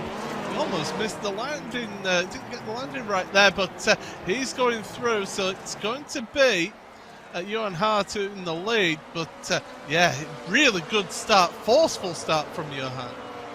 Certainly was. That could decide the championship. Who knows? Mitchell de Jong's trying to make a move here on Jonathan Payet, just in the back of shot. I saw smoke. Oh, so something may have gone wrong for the Frenchman, Jonathan Payet, who's raced in the FIA World Rallycross Championship as well, both in motorsport. And he takes his talents to the sim. Oh, he's made a mockery of the exit, a travesty of the landing of the jump. Is that damage for the Dirtfish Subaru? I don't know. I think he was just locking up and he couldn't get the wheel to rotate again going into turn 2. So I think that's what happened to him last lap, and that allowed Mitchell de Jong to be able to make a move down the inside. But right now, Hart less than a second between him and Lamansivu. So Ilari is putting the pressure on your race leader at the moment. Third place for Matt Busa. Good position for Matt to be in, but we've got drivers taken to the Joker. It's Garrett Mains. Oh, that's critical. Now, where's he going to appear, Garrett Mains? Almost in the lead. He's going to appear just ahead of Ilari Lamansivu. So let's look at the Joker graphic. And Garrett Mains in second. So yes, this will be a transfer position for Garrett Mains. He's been so impressive this season, has Garrett Mains, in that Smithfield VW Beetle. We just saw Adrea and Reinbold 1-2 in our All-Stars, and we could see another driver here starting from the front, or at least the second row, in your feature race. Isn't it good to see a VW up there as well, mixing it with those Subarus, really putting the pressure on here. But Holman, De Jong and Paye all waiting until the last lap to take their Joker. And right now, De Jong, he's not quite close enough to get to second place, I don't think. No, definitely isn't. Oh, this is going to be it. So is this championship done for Mitchell De Jong? No points in qualifying. No points in your heat. You don't score points in the Marwin Sports LCQ. To the Joker goes Holman. This is critical for the transfer positions. Holman is going to start from pole in your feature. Great strategy from the Finn. De Jong will just miss out with a last lap Joker on third. Oh, the gaps between the two were oh so close. That may have potentially decided the championship. Good points for De Jong here in the heats, but he's going to have to start from the back, and he's going to have to advance, first of all, in your Marwin Sports LCQs. I can't stand the drama here. It's too much as we head into Heat 2. So Joni Ollikainen, who qualified second, will start on pole alongside Vicente Salas. Kilian Delormeau on the outs will start from the second row. I keep getting mixed up with the 2x3 grid. Bobby Zelensky appealed a potential race suspension and was granted his appeal. He was approved, and so he ends up competing here today. Spaniard Marcos Matamoros, who recently celebrated his 20th birthday. Happy birthday to him. That was on the 17th of November. And he'll start down the back along with Connor Parisi and Henrik Krogstad.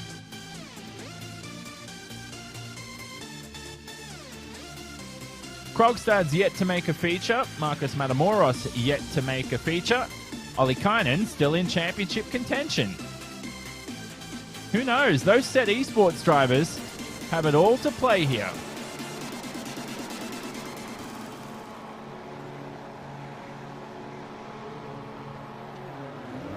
We go green for heat number 2. Everybody squabbling already on the front stretch. Delormeau has to back out the Frenchman. Lead will go to Ollikainen unless Salas can make the outside work. He can't. Oh, there's been some funneling just as we spoke about. Zelensky made some contact with Delormeau. Salas on the outside had nowhere to go. To the Joker is Ollikainen in the lead.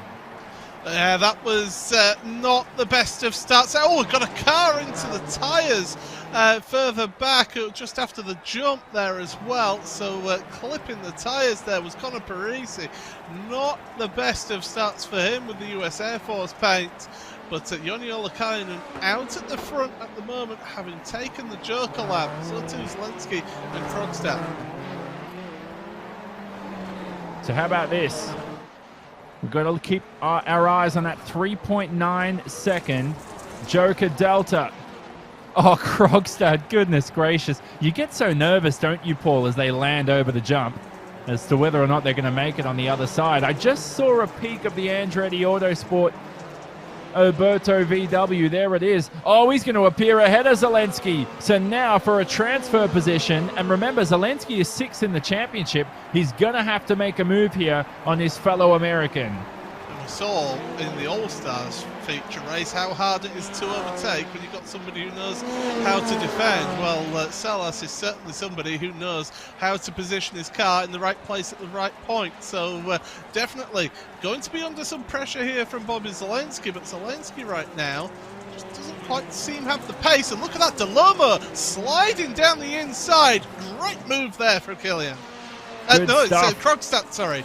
Yeah, Krogstad, exactly. So good stuff from the Norwegian, one of 2 Norwegians in our series. He's yet to make a feature. I reckon go for it, mate. If Salas butchers turn 2 And he's almost made a travesty of that corner. He could make his way past. He's very quick here as Henry Krogstad. He is the RX2 champion in the FIA World Rallycross Championship.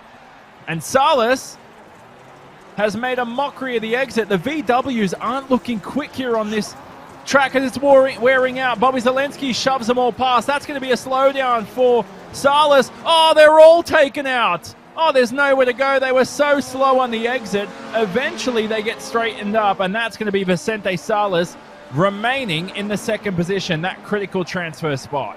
Well, they're all arguing. It's almost like a team of Brits on holiday. No, after you. No, after you. That's what it was right there. But Salas in that crucial position. But here we go. Joker's happening on the last lap. Metamoros, he's going to have a good shout at this second place. Could certainly here. It'll be his first feature race, not only this season, but of his career. He's going to do it. Oh, great stuff for the Burton Kligerman Esports driver. He brings that E-Racer GG VW home in a transfer position. Happy birthday, Marcos Matamoros, who just celebrated his 20th birthday a few days ago, and he makes the first feature race appearance of his career. The Spanish student will be more than happy with that as he's joined by Joni Ollikainen, who will potentially be our Dirtfish Rookie of the Year at the end of this. But for Zelensky, for Salas, for Krogstad, what could have been for those three had there not been carnage. Now, how about this? Alexei Heikkinen, with his career best qualifying performance, will start alongside Luke Krause in his best career qualifying performance for Lone Bro Motorsports. Then you've got Mäkinen, Perez, Toivonen on the second row, and it's a 6-car field for Heat 3 as Daniel Matrani, who just congratulated his fellow Spaniard in Matamoros making the feature, he will start from 6th.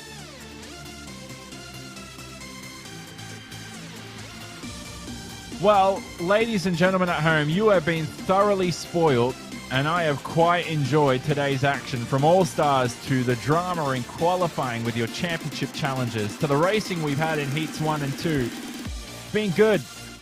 I've loved it, and it's going to continue with a couple more heats here from Phoenix. What a front row. Heikkinen from Krause. No, don't wash your eyes. That's actually what it is. They scream off the line for heat number 3. Heikkinen to the inside.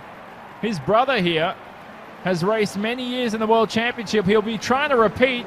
And have a look at Perez here. There was no room to go 3 wide as they all bottleneck. Turned around is Mäkinen. Damage for your Chad Reed 22 Motorsports driver. There's Toivonen as well, who's also down the back of the pack with damage. Oh, that all got a little bit messy there, didn't it? Into the exit of turn 2 into 3, and it certainly showed that Heikkinen is out at the front and away. Perez and Krause, Luke Krause in second and third. They're battling away as well.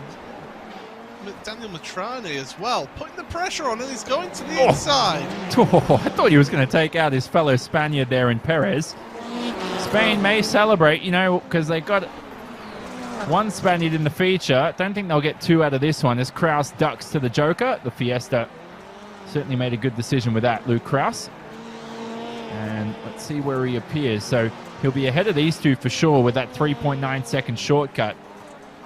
But for Matrani, he's yet to make a feature this season too, Paul. He's had a disappointing year in that Nitro Circus Subaru.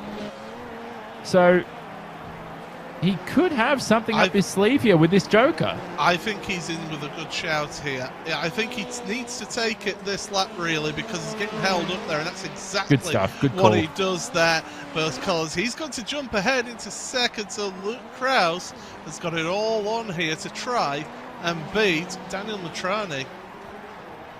He's going to have to somehow overtake a big, fat Subaru with that mini Ford Fiesta. Can he bring the VP Racing Fuels Fiesta home in a transfer position for his first career feature race appearance? That is a lockup for a good hole, 200 meters for Daniel Matrani. He could make his first feature race appearance of the season. Heikkinen's already made one. That was back at Daytona, but Matrani's made a mockery of the entrance onto the jump. And the battle's going to continue to the final lap between these two. Yeah, this is going to be an intriguing finish to this one. It'd be great to see Daniel Matroni make it into the feature race straight away, rather than having to go through Yokohama Sports last chance qualifiers. But final lap, this is the opportunity for these drivers again, locking up that inside front right. I think he's done it. This will be great for the oldest driver in the field, Daniel Matroni, 44 years of age. And he's still going strong. He's had a disappointing year compared to his year with Positive Sim Racing last year. But this will be a delight for him. I just spoke to him a few hours ago and I said, you got to make the feature at least once in these final 2 rounds. And he's going to do it along with Alexei Heikkinen. Everybody else heads to your Marwin Sports last chance qualifiers. What a cracking heat. What a cracking scrap that was. Oh, what a finish. Not Toyota. But Subaru, you liked that one, didn't you? As these two came home in first and second, Heikkinen and Matrani, and down the back end of the order, contact between Mäkinen and Toivonen at the start. Rasmus Toivonen actually just came home today from military service for Finland, and so he's down and lacking some practice. Josh Fox will start on pole for Heat 4 alongside championship challenger John Robertson. Josh Fox is a punk rock drummer, and so is Otto Taskinen, who's been busy writing some songs during the week. Those two will start right behind each other. John Robertson's brother, just as he had last week, will aid him in this heat with Sindre Silva, the Norwegian. And then you have got Garrett Maines in the Fiesta, Garrett Lowe, I should say, in the Fiesta. And Garrett Lowe is talking about making a feature too. He wants to make those and score some good points here. He's raced in every single Rallycross event, one of 3 drivers to do so, along with Hart and Zelensky.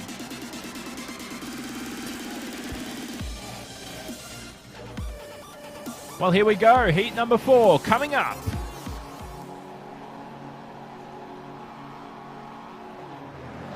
Great jump by Garrett Lowe down the back of the pack, but he's going to have to maneuver his way around some traffic. The Fiesta slices his way through. Fox and Taskinen fight for the lead here. No, it's Robertson, in the Yokohama car. Robertson trying to make a statement down the inside. That's going to force Fox to the Joker. Robertson to the jump. Still in good position here to take a victory. And Jake Robertson taking to the Joker then. So the 2 brothers in the same heat. And they're both here trying to get a good result, but Garrett Lowe, good start from him in the Fiesta, but Josh Fox at the moment at the head of your field. Your Team Yokohama cars have screamed off the lines. They've been so quick. They've been incredible. John Robertson now, what's the gap going to be? It's 2.5 seconds to leader Josh Fox. Now, Robertson's approaching some traffic. Here is your championship leader. He's got his brother and Garrett Lowe fighting ahead. You've got a Joker from Otto Taskinen. This could hamper John Robertson's chances. So there's Taskinen to a transfer position. Robertson didn't take to the Joker, and this... Whoa! That was brother Robertson screaming over the anti-cut strip. Yeah, that was Jake then. Finding out why you don't take that line through there, and he ends up rather unwanted. There's the Joker then taken for John Robertson. He'll move through, I would imagine, to the well, who knows? Spot, but yeah, with the way this race is going, anything could happen. Look at the exit. So Fox here, he's going to do it. John Robertson just got away with that. Your Team Yokohama drivers after qualifying, they've had a little luck to their side, but they've been splendid. The worn track didn't help them, but man, are they quick. And Josh Fox won't be happy to see the rear end of the championship leader. So then you've got Taskin in third, a couple of punk rock drummers in second and third, Garrett Lowe fourth, and Sindre Silva to the Joker this lap as Garrett Lowe makes a mockery of the exit. And John Robertson, we heard behind the scenes, Paul, was having a good little chuckle at his brother's little spin as well that he had. Wasn't laughing at him, but just with him, and how funny that looked. Yeah, that's that brotherly love. It really, it really gets you somewhere. But yeah, John Robertson, he's done what he needed to do here in this heat, and he's got to the front. got himself a good position then for, although it's going to be the middle of the second row for the feature race. That's going to be quite the squeeze at the start of the race. Yes, it certainly does. Very happy is John Robertson as he crosses the line and wins. And he will start from the second row in your feature. Josh Fox joins him in the feature. Josh Fox has been driving well this year. Competition's so tough for the American. Here are the results on screen. And I'm going to mention it one more time. 2 punk rock drummers, second and third. How about that? We've got a lot of duos this season. Got brothers in this heat, drummers, and a lot more. Sindre Silva comes home in fourth. Garrett Lowe will have to make the feature from the Marwin Sports LCQ. Here's the grid. And look at this. Mitchell de Jong needs to advance. Otherwise, we have to say his championship challenge is almost essentially over. He'll start alongside Luke Kraus, the Canadian, who makes another appearance here. And he joined mid-season in that VP Racing Fuels Fiesta. The rest of the grid will be up on screen. Won't be long to the beginning of this one, as we have some notable names on the other side of this. Fusa, Makinen, Payet, they'll start from 7th, 8th, and 9th. But we're about to go green.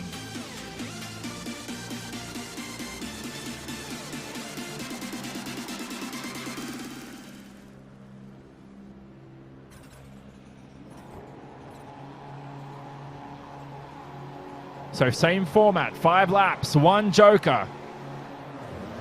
We go green from Phoenix. De Jong has a very poor getaway. Oh, he's almost turned around by Garrett Maines.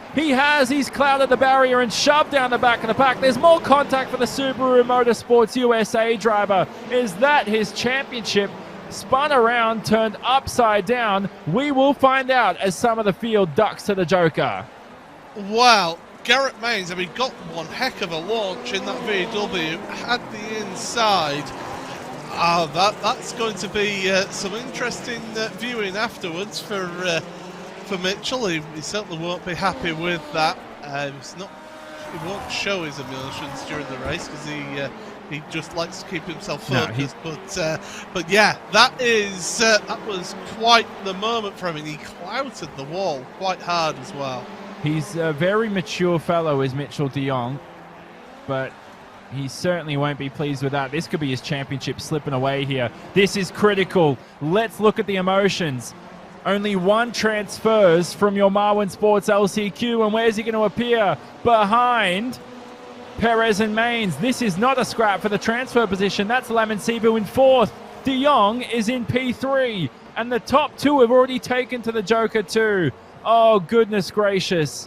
He's already currently live points. He is 16 points behind John Robertson for the championship lead. And it could all end here from Phoenix as he just saves it on the exit with a 4-wheel drive on that Subaru. That landing was not pleasant for Mitchell. Oh, Laren Seaver's being collected by Rasmus Toivonen behind them. This is just all incidental points, by the way, that they're getting here. You can see the live championship points on the right-hand side. No points scored in these Marwin Sports LCQs, don't forget. So those are your live points as they stand then. And John Robertson just ahead of Johan Haas.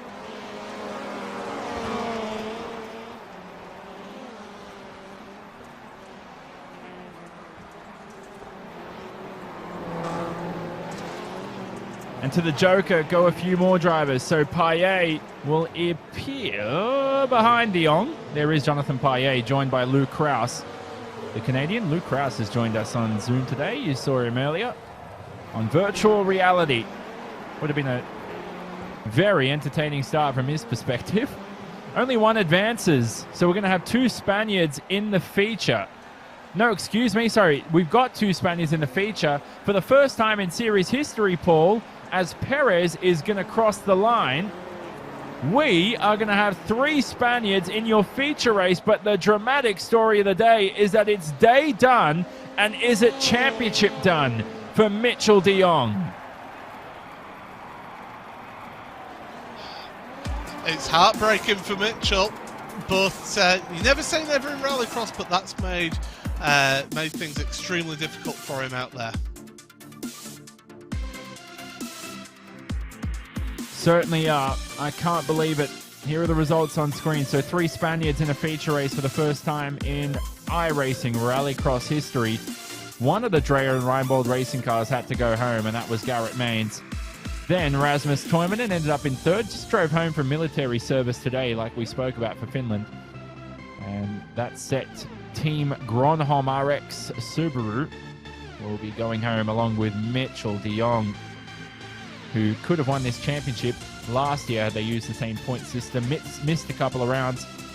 Is it championship over? Who knows? He'll need a lot of luck to his side, and you can see the rest of the results on screen as we'll look at the grid for your second Marwin Sports LCQ. I'm going to have to do this quickly because these Rallycross events just cycle through like there's no tomorrow. So there's the grid up on screen. Take note of your favorite drivers. The drivers on the second page include Connor Parisi, Jake Robertson, and the Frenchman Kylian Delormeau. And there's been some talks, Paul, just quickly, of set drivers actually trying to sort themselves out some real-world drives for next year, but they haven't been able to say much apart from that. Well, we'll have to keep our eyes peeled on that news, but yeah, we're just a few seconds away from the final Marwin Sports LCQ here. Yeah, Jussi Pinamaki's been hard at work, trying to help out his sim racers. They do some Rallycross action in the real world too. See what they do for 2021. All focus here is on this Marwin Sports LCQ. Who is going to be the final driver to advance to the feature? Taskinen around the outside. There's no room though. He ducks to the inside, cuts off Zelensky now, and that's going to open the door for Salas. He doesn't take the Joker though in that VW Beetle. Will that prove costly for the young 18-year-old? Everybody heads through. I mean, half the field splits to the jump, half the field to the Joker. Yeah, so again, once again, you're looking out for that Joker strategy. See how things plan out. 5 laps to get this decided here. If you're Salas right now, think about taking that Joker lap. You're on the 1.7 seconds off of Otto Taskinen at the front of the field. That would definitely put you back to the head of the field if you do take the Joker, and that's exactly what he's doing now. Yeah, good stuff from Salas. Now, Henrik Krogstad was a did not start for this race, so you might have seen the Hanson Williams Esports Subaru missing from the grid. Salas appears, just in the lead. There's Finn Otto Taskinen, who is a race winner, is Otto Taskinen. And we talk about birthdays. Happy birthday to Otto Taskinen too. He celebrated his 27th birthday, the oldest winner in iRacing Rallycross history. Can he do the same here today? But he's going to have to make an overtake to make that feature. Can he do it in the final few corners? Look at Sindre Silva, the Norwegian, absolutely punt himself over the jump. See the different styles of driving here. The VW very much more keeping it nice and clean, whereas the Subarus getting the back end out there. So different styles of driving out there on the dirt. And right now it's working for Salas at the front. Vicente Salas has made 2 feature races this season, back at Daytona and Iowa, and this could be a 3rd. And wow, that's incredible. 120 kilometers an hour on the approach to the jump, 155 on the exit. That's virtual kilometers. It's not real. Otherwise, in Paul Smith's case, as we saw on Zoom, probably is real because he's at the racetrack as everybody heads through to turn 2. Look at Sindre Silva's car. So at the landing of the jump, he's almost blown the engine, you could say. Oh, Parisi getting tagged a little bit there. There's a smoke screen reminiscent of James Bond there being thrown up. So that's not going to help the drivers behind him. But look at that. Salas to the head of the field. Zelensky and Lowe have taken to the Joker, but it's too little too late. Great stuff from the young 18-year-old American who's had a successful karting career, hopes to make it a successful sim racing career in Rallycross. All these drivers you see on screen, it's day done.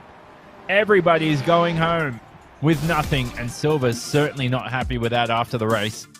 Very displeased with his performance, the Norwegian. He's made a feature this season back at Sonoma a couple of rounds ago. So here are the results on screen. Andretti Autosport. Now, Bo Albert, I'm still confused. Bo Albert's not racing today. I didn't hear news on why he's not racing, but certainly not on the grid for today's event. to at least Andretti get one of their cars into the feature. But we'll try and get word on what happened to the very popular Australian. So, that's it. I'm kidding. We got a feature race coming up after this. 10 drivers left, and it's critical for the championship. John Robertson's made it. Johan Hart has made it. We think the championship's going down to the wire between those two. Mathematically, Horman and Ollie Kynan are still in it. But remember, there's 29 points available at the final round. We're going to preview our championship charge on the other side of this. Don't leave us. You're watching the 2020 iRacing Rallycross World Championship presented by Yokohama.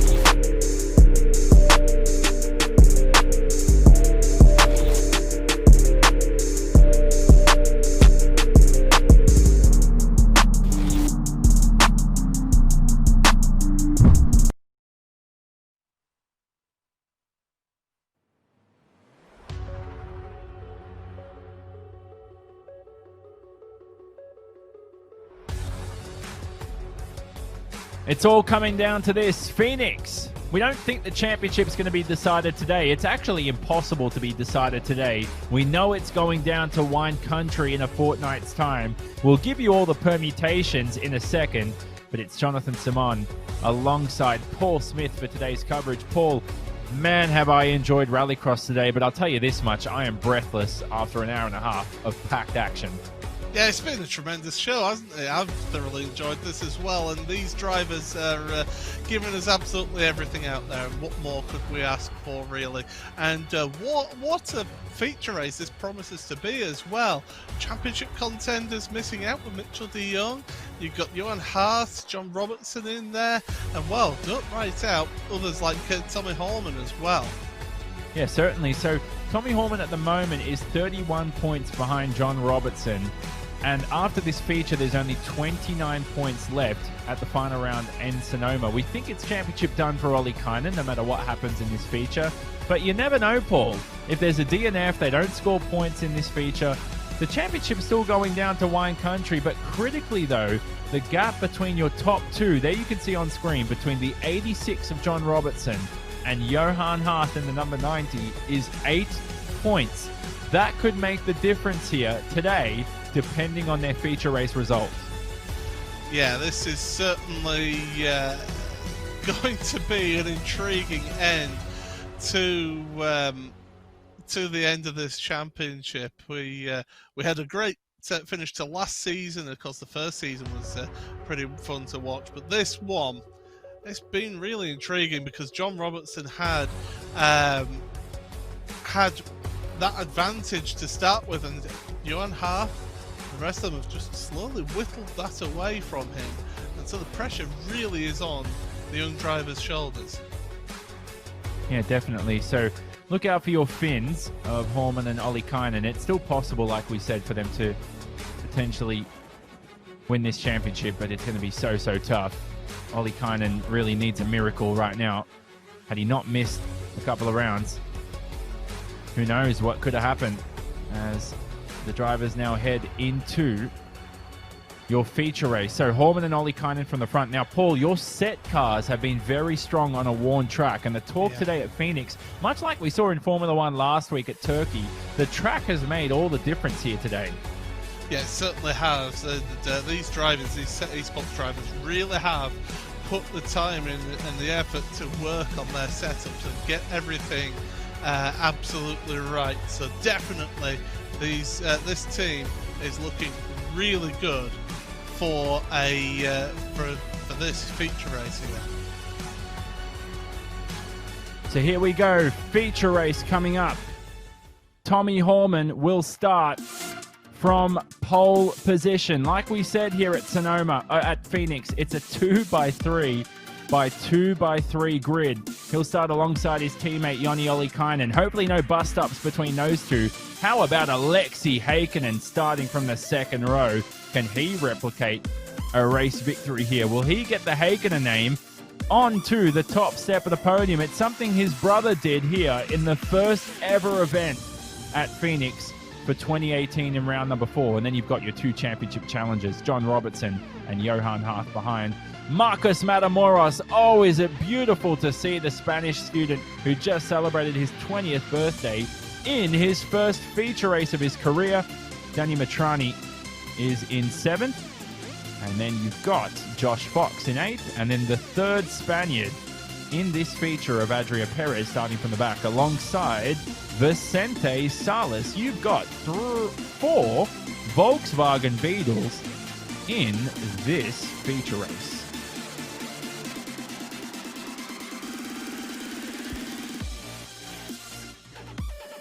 So, Paul, lap 1 Joker strategy is going to make all the difference, I reckon, to this feature. Certainly is, but 10 laps, it's plenty of time to give yourself an opportunity of getting a good win. I mean, we saw in the All-Stars race about how the Joker strategy really panned out. So, yeah, these drivers certainly have to think, and their teammates, they'll have their spotter working with them, saying exactly what they need to do and when the right time is to do that.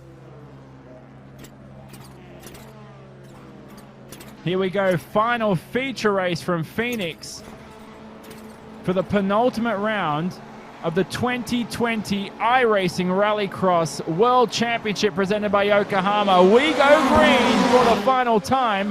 What a jump from Hallman alongside his teammate. Your Yokohama drivers have screamed across the line. The VWs are going nowhere. Those Subarus rocket off the line with all that power. In the lead is Hallman from Ollikainen. Who's going to take to the Joker the first time round? Both your set esports cars do. They're followed by what looks like one of the Team Yokohama Subarus. Oh, the set cars are overtaking each other for the lead here in the Joker. Hallman hit the wall. That's why he was being overtaken. Now, Ollikainen is hanging back. He knows that Hallman needs the points here for the championship, but he clipped that inside wall on the Joker lap. So, drama here. Be interested to see whether he does have any damage from that. Doesn't appear to be so. Now that's critical because John Robertson is your leading driver not to take the Joker. And Paul, who was held up behind them? It was Johan Hart. Yeah, exactly. Yeah, Johan not in a good position right now. He's just stuck there for position, but he'll be thinking right now he's still in front. But yeah, John, as the Joker just coming out in front of John Robertson, your championship leader. So really, John right now needs to Joker this time, I feel, because I do think that he'll get held up by Alexi Heikkinen. And Robertson to the Joker, held up by the traffic. Let's take in the live reaction, as this could potentially be critical championship points for the young 18-year-old. Where does he appear? He's ahead of his teammate, Johan Hart. Great Joker by Robertson. Hart won't be happy to see his teammate in the rear end, and he goes for the overtake on his teammate. The two collide. Hart saves it. Luckily, four-wheel drive on those Subarus helps him pointing it back the right way around, but it could be a podium for Robertson, 4th place for Hart, and a few points extra of a buffer for Robertson going into Sonoma. I think the people representing Yokohama won't be liking seeing the two Yokohama cars going at each other like that. But there's a championship involved here, and Johan seems to be just struggling a little bit with his car now. Yeah, so has he picked up potential damage from the clash with John Robertson? It's all simulated here on the iRacing service. Now he's got a hungry Josh Fox behind. Daniel Matrani, the Spaniard, too. Vicente Salas is out of the race, so unfortunately for the American, he won't improve on his career best result of 9th. Now, has there been issues for Alexei Hakkinen? We heard in the background. There's the VW you saw in the background. Here's Johan Hart at the bottom of the screen. And I think he's got issues, Paul. You're correct. Yeah, he just doesn't seem to have the... Although saying that, he was only 0.2 of a second off of his teammate last lap. So I think whatever it is, he's managing that and doing a good job of managing it as well. So Matamoros Salas is out of the race. Matamoros is yet to take the Joker. Now Hart is starting to pick up the pace. 9/10 the gap to his teammate. Horman and Olli Kainen. This is a reminiscent, Paul, of Daytona. Remember when Horman kept it clean, didn't want to cost his teammate victory. Olli Kainen's probably paying his teammate a favor here, just like his teammate did at Daytona. Yeah, exactly that. And Tommy Horman, he's done everything right, hasn't he, this week? In the series, just clipping that inside wall on the Joker is about the only thing he's done wrong so far. But look at how those two Set Esports cars just land off the jump there. Really, really solid, nicely poised to those two cars as well. They've got that Subaru absolutely singing. So championship challenge right now. Robertson and Hart, 10 points between the two heading to the final round if they finish in their current positions. Horman and Olli Kainen, mathematically, we think Horman's still in contention for the championship heading at Sonoma. He'll be matched with De Jong on points. And De Jong will also be mathematically in contention, but it'll almost be impossible. So it's really going to go down to your Team Yokohama drivers. What a scrap this has been so far here at Phoenix. The worn track has made all the difference, and Set Esports have taken advantage of this, and it's going to be another Set Esports 1-2. Don't call it yet. Don't give them the curse of the commentator, that's for sure. But they do look to be absolutely dead set at the front of your field. Pun very much intended there as they go through. Just again, look at everywhere they want them cars to be pointing. They are getting that car exactly where they want it to be. Matamoros has taken to the Joker, by the way, so he's moving forward. How about that? Never made a feature, and where's he going to appear on the exit? In the 6th position, right ahead of his fellow Spaniard, Adria Perez. Please don't collide, fellas. This will be some good results for both teams. Josh Fox is going to score a top 5. Good result for Josh Fox. As we enter the final lap, how about this? Horman remains in championship contention. It might be out of reach just by a touch, but it's going to be a Set Esports 1-2, and they deserve it. The worn track has played in their favor, and a second career victory for Tommy Horman as he wins round number 8 from Phoenix. Olli Kainen comes home in 2nd. John Robertson critically onto the podium in 3rd.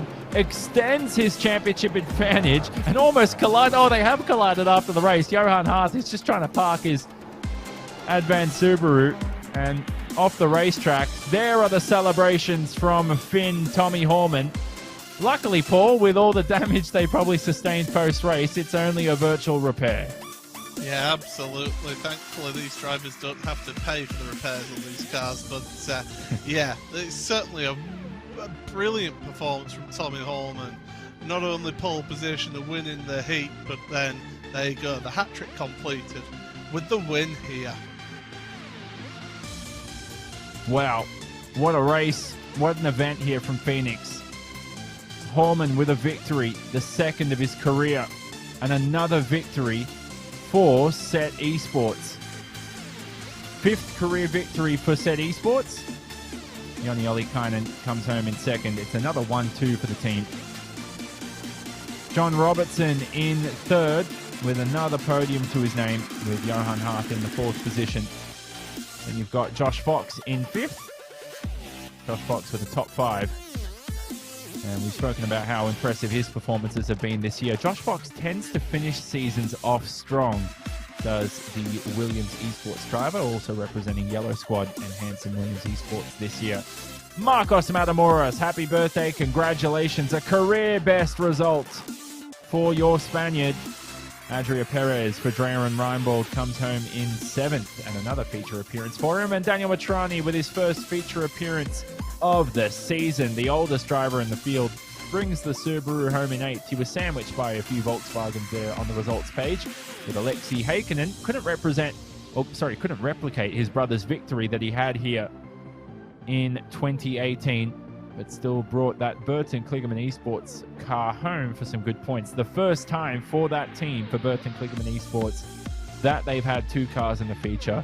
And then you have the Andretti Autosport Volkswagen Beetle of Vicente Salas coming home in 10th, but a DNF to his name after he retired in the first couple of laps of this race. So I'm going to speak to your top 3 after this. We're going to take a breather here for a second, and we are going to wrap up everything from Phoenix on the other side of this. Don't leave us.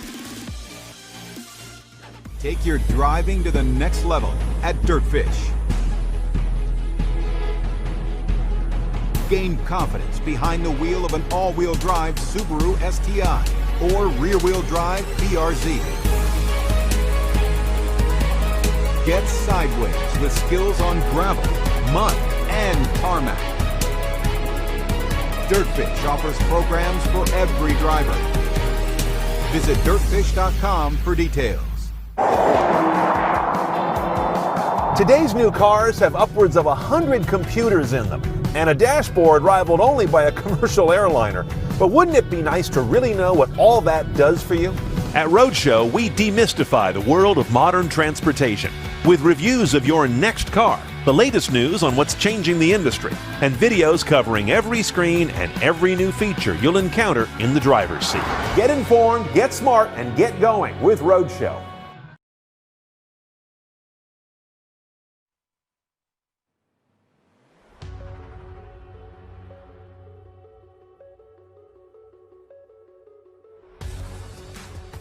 All right, wow. Well, that wasn't enough of a breather for me as we are about to wrap up here from the commentary booth for round number 8 of the 2020 iRacing World Championship presented by Yokohama. Wow. I can't believe that. The drama, the racing action, the spoils, the thrills, there was so much of it. We're going to speak to Tommy Horman, who took home his 2nd career victory for SET Esports. Tommy, I'm going to start with this for you. The worn track, now we know you're talented, but the worn track certainly today helped you guys out there at SET. Yeah, definitely. I think it was big advantage already in qualifying for us. And then, of course, the pace in the feature was good. But yeah, that was a crazy one. I made a massive mistake in the beginning of the feature. I think it was with something to do with the cold tires because the grip at the first lap was really low on tarmac, but then it came back after that, and luckily the car survived the incident with the wall on the choker.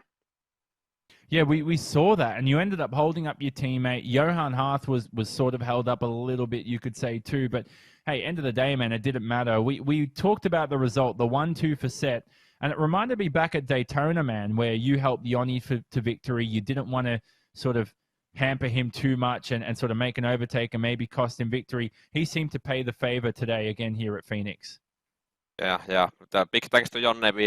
I know he could have passed me there in the choker exit, but I think he also knew that there's some risk with to have a collision when we were side by side. So big thanks to Jonne. It was very clever driving from him, and yeah, but that was crazy. And there's never been a hat trick at Phoenix, but mate, you're the first one. Well done. Qualifying pole, heat victory, feature victory. First person in history to do it at Phoenix. Yeah, thanks. It's amazing. Big thanks to SET Esports and every one of my partners and team partners. It was just a mega race, and also my spotter, he did a brilliant job. So everything worked well today, and it was enough. And do you want to hear some championship permutations for you? So this is unofficial. We are not going to confirm this, but we think, according to our calculations, you're still in contention for the championship heading into Sonoma. Now, you're going to need a miracle, man, but you're in contention.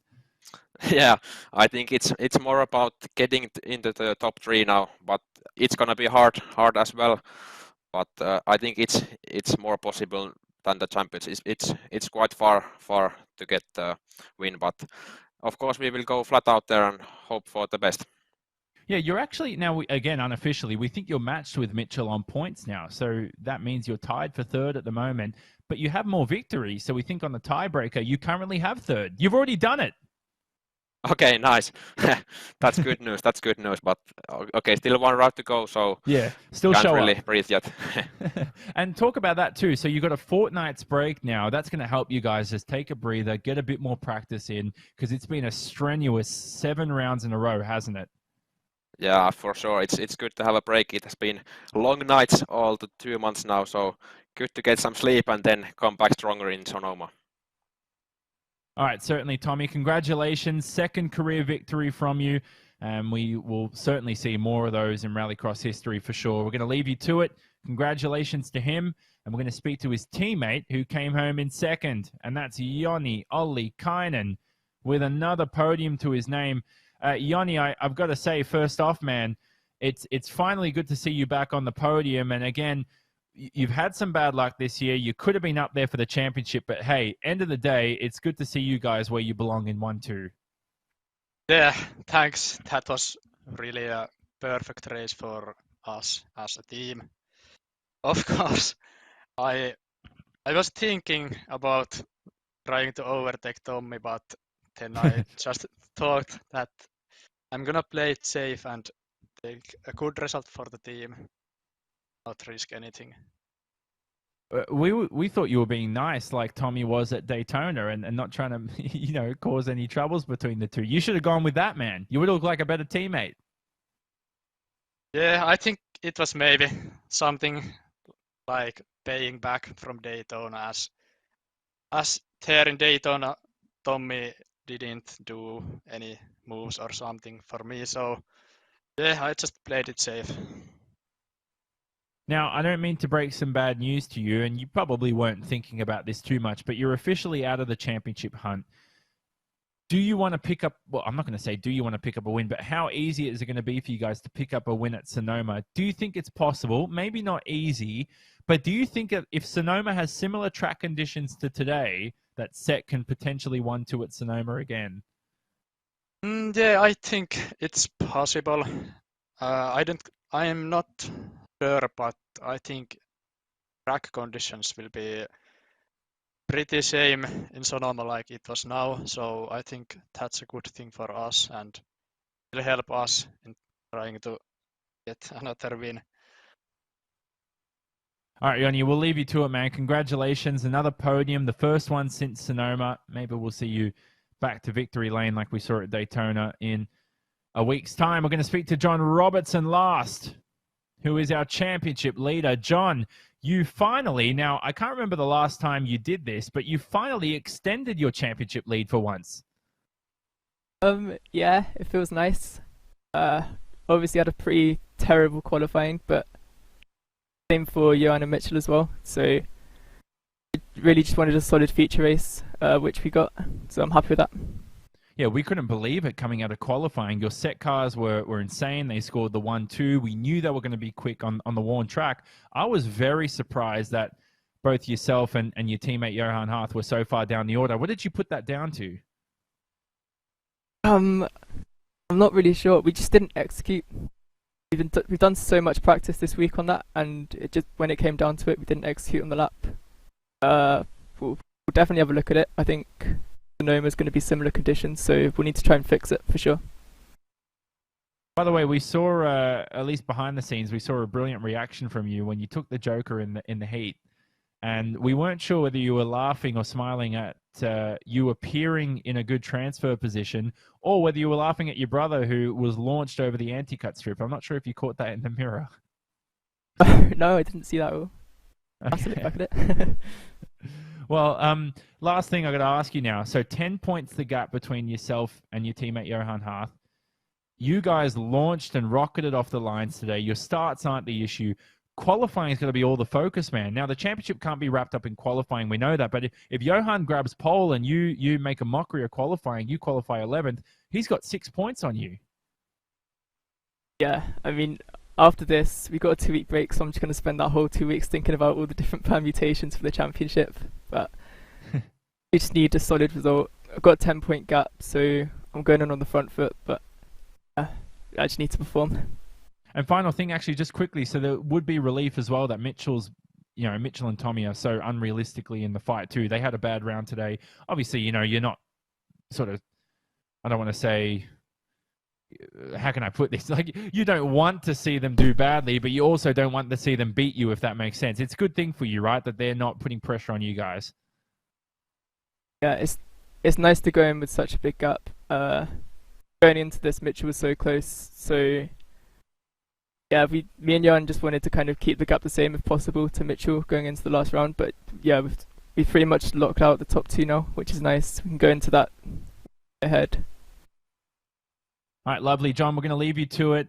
Potentially in 2 weeks' time, we could be speaking to you just like we are right now as champion. That's going to be a brilliant thing. So good luck to John in a couple of weeks' time. Now, Paul Smith, we are going to wrap up here very quickly. Oh, man, we have been on a virtual flyaway, Paul, for 7 weeks in a row, and we finally get a break here. It's going to be a fortnight's time to wine country in Sonoma. Yeah, got a bit of a break now, and wow, I actually have a Saturday off. That's highly unusual here, but it's been a whirlwind of a season, and absolutely non-stop with the action, and it's been pretty much on the whole really, really good Rallycross action, and I'm looking forward to that final. The Sonoma track is my favourite of all the Rallycross venues, and I know it's a lot of the drivers' favourite as well. So next time out, 2 weeks' time, it'll be fun. Certainly will. I can't wait for it. Who's going to be our champion? John Robertson, Johan Hart are realistically in contention. Will it go down to some luck? Maybe Mitchell de Jong or Tommy Horman can win the championship. We'll find out shortly. It's going to be a cracker of a finish, and it's going to take place on the 5th of December. We're going to head to December 2020. Boy, has this year flown by. A fortnight until we head to Sonoma. That's the final round of the championship here. The iRacing Rallycross World Championship presented by Yokohama, with all coverage on the iRacing Esports Network. Just where you watch the coverage today, will be back on live in a fortnight's time. Thanks to everybody as well who watched the coverage today, I should say, for enjoying it and joining in on the comment sections too. It's always great to see a lot of coverage, a lot of people watching. We've had hundreds of thousands, over millions of views across the course of this season for both the All-Stars and the Sim Racers. Thanks to our series partners, Yokohama, Marwin Sports, and Dirtfish 2. And thanks to Paul Smith alongside me. Thanks to Tyler Maxon on production, Gary Weaver as well, our RaceBot team alongside Chris Leone, Tyler Hudson, Drew Adamson from iRacing, and our entire production crew behind the scenes. And from myself, Jonathan Simon, man, I hope you enjoyed today's action. And if you didn't, we're going to have a cracker of a finish to the championship in Sonoma. Our winner today was Tommy Horman, the second of his career for SET Esports. We say so long from Phoenix.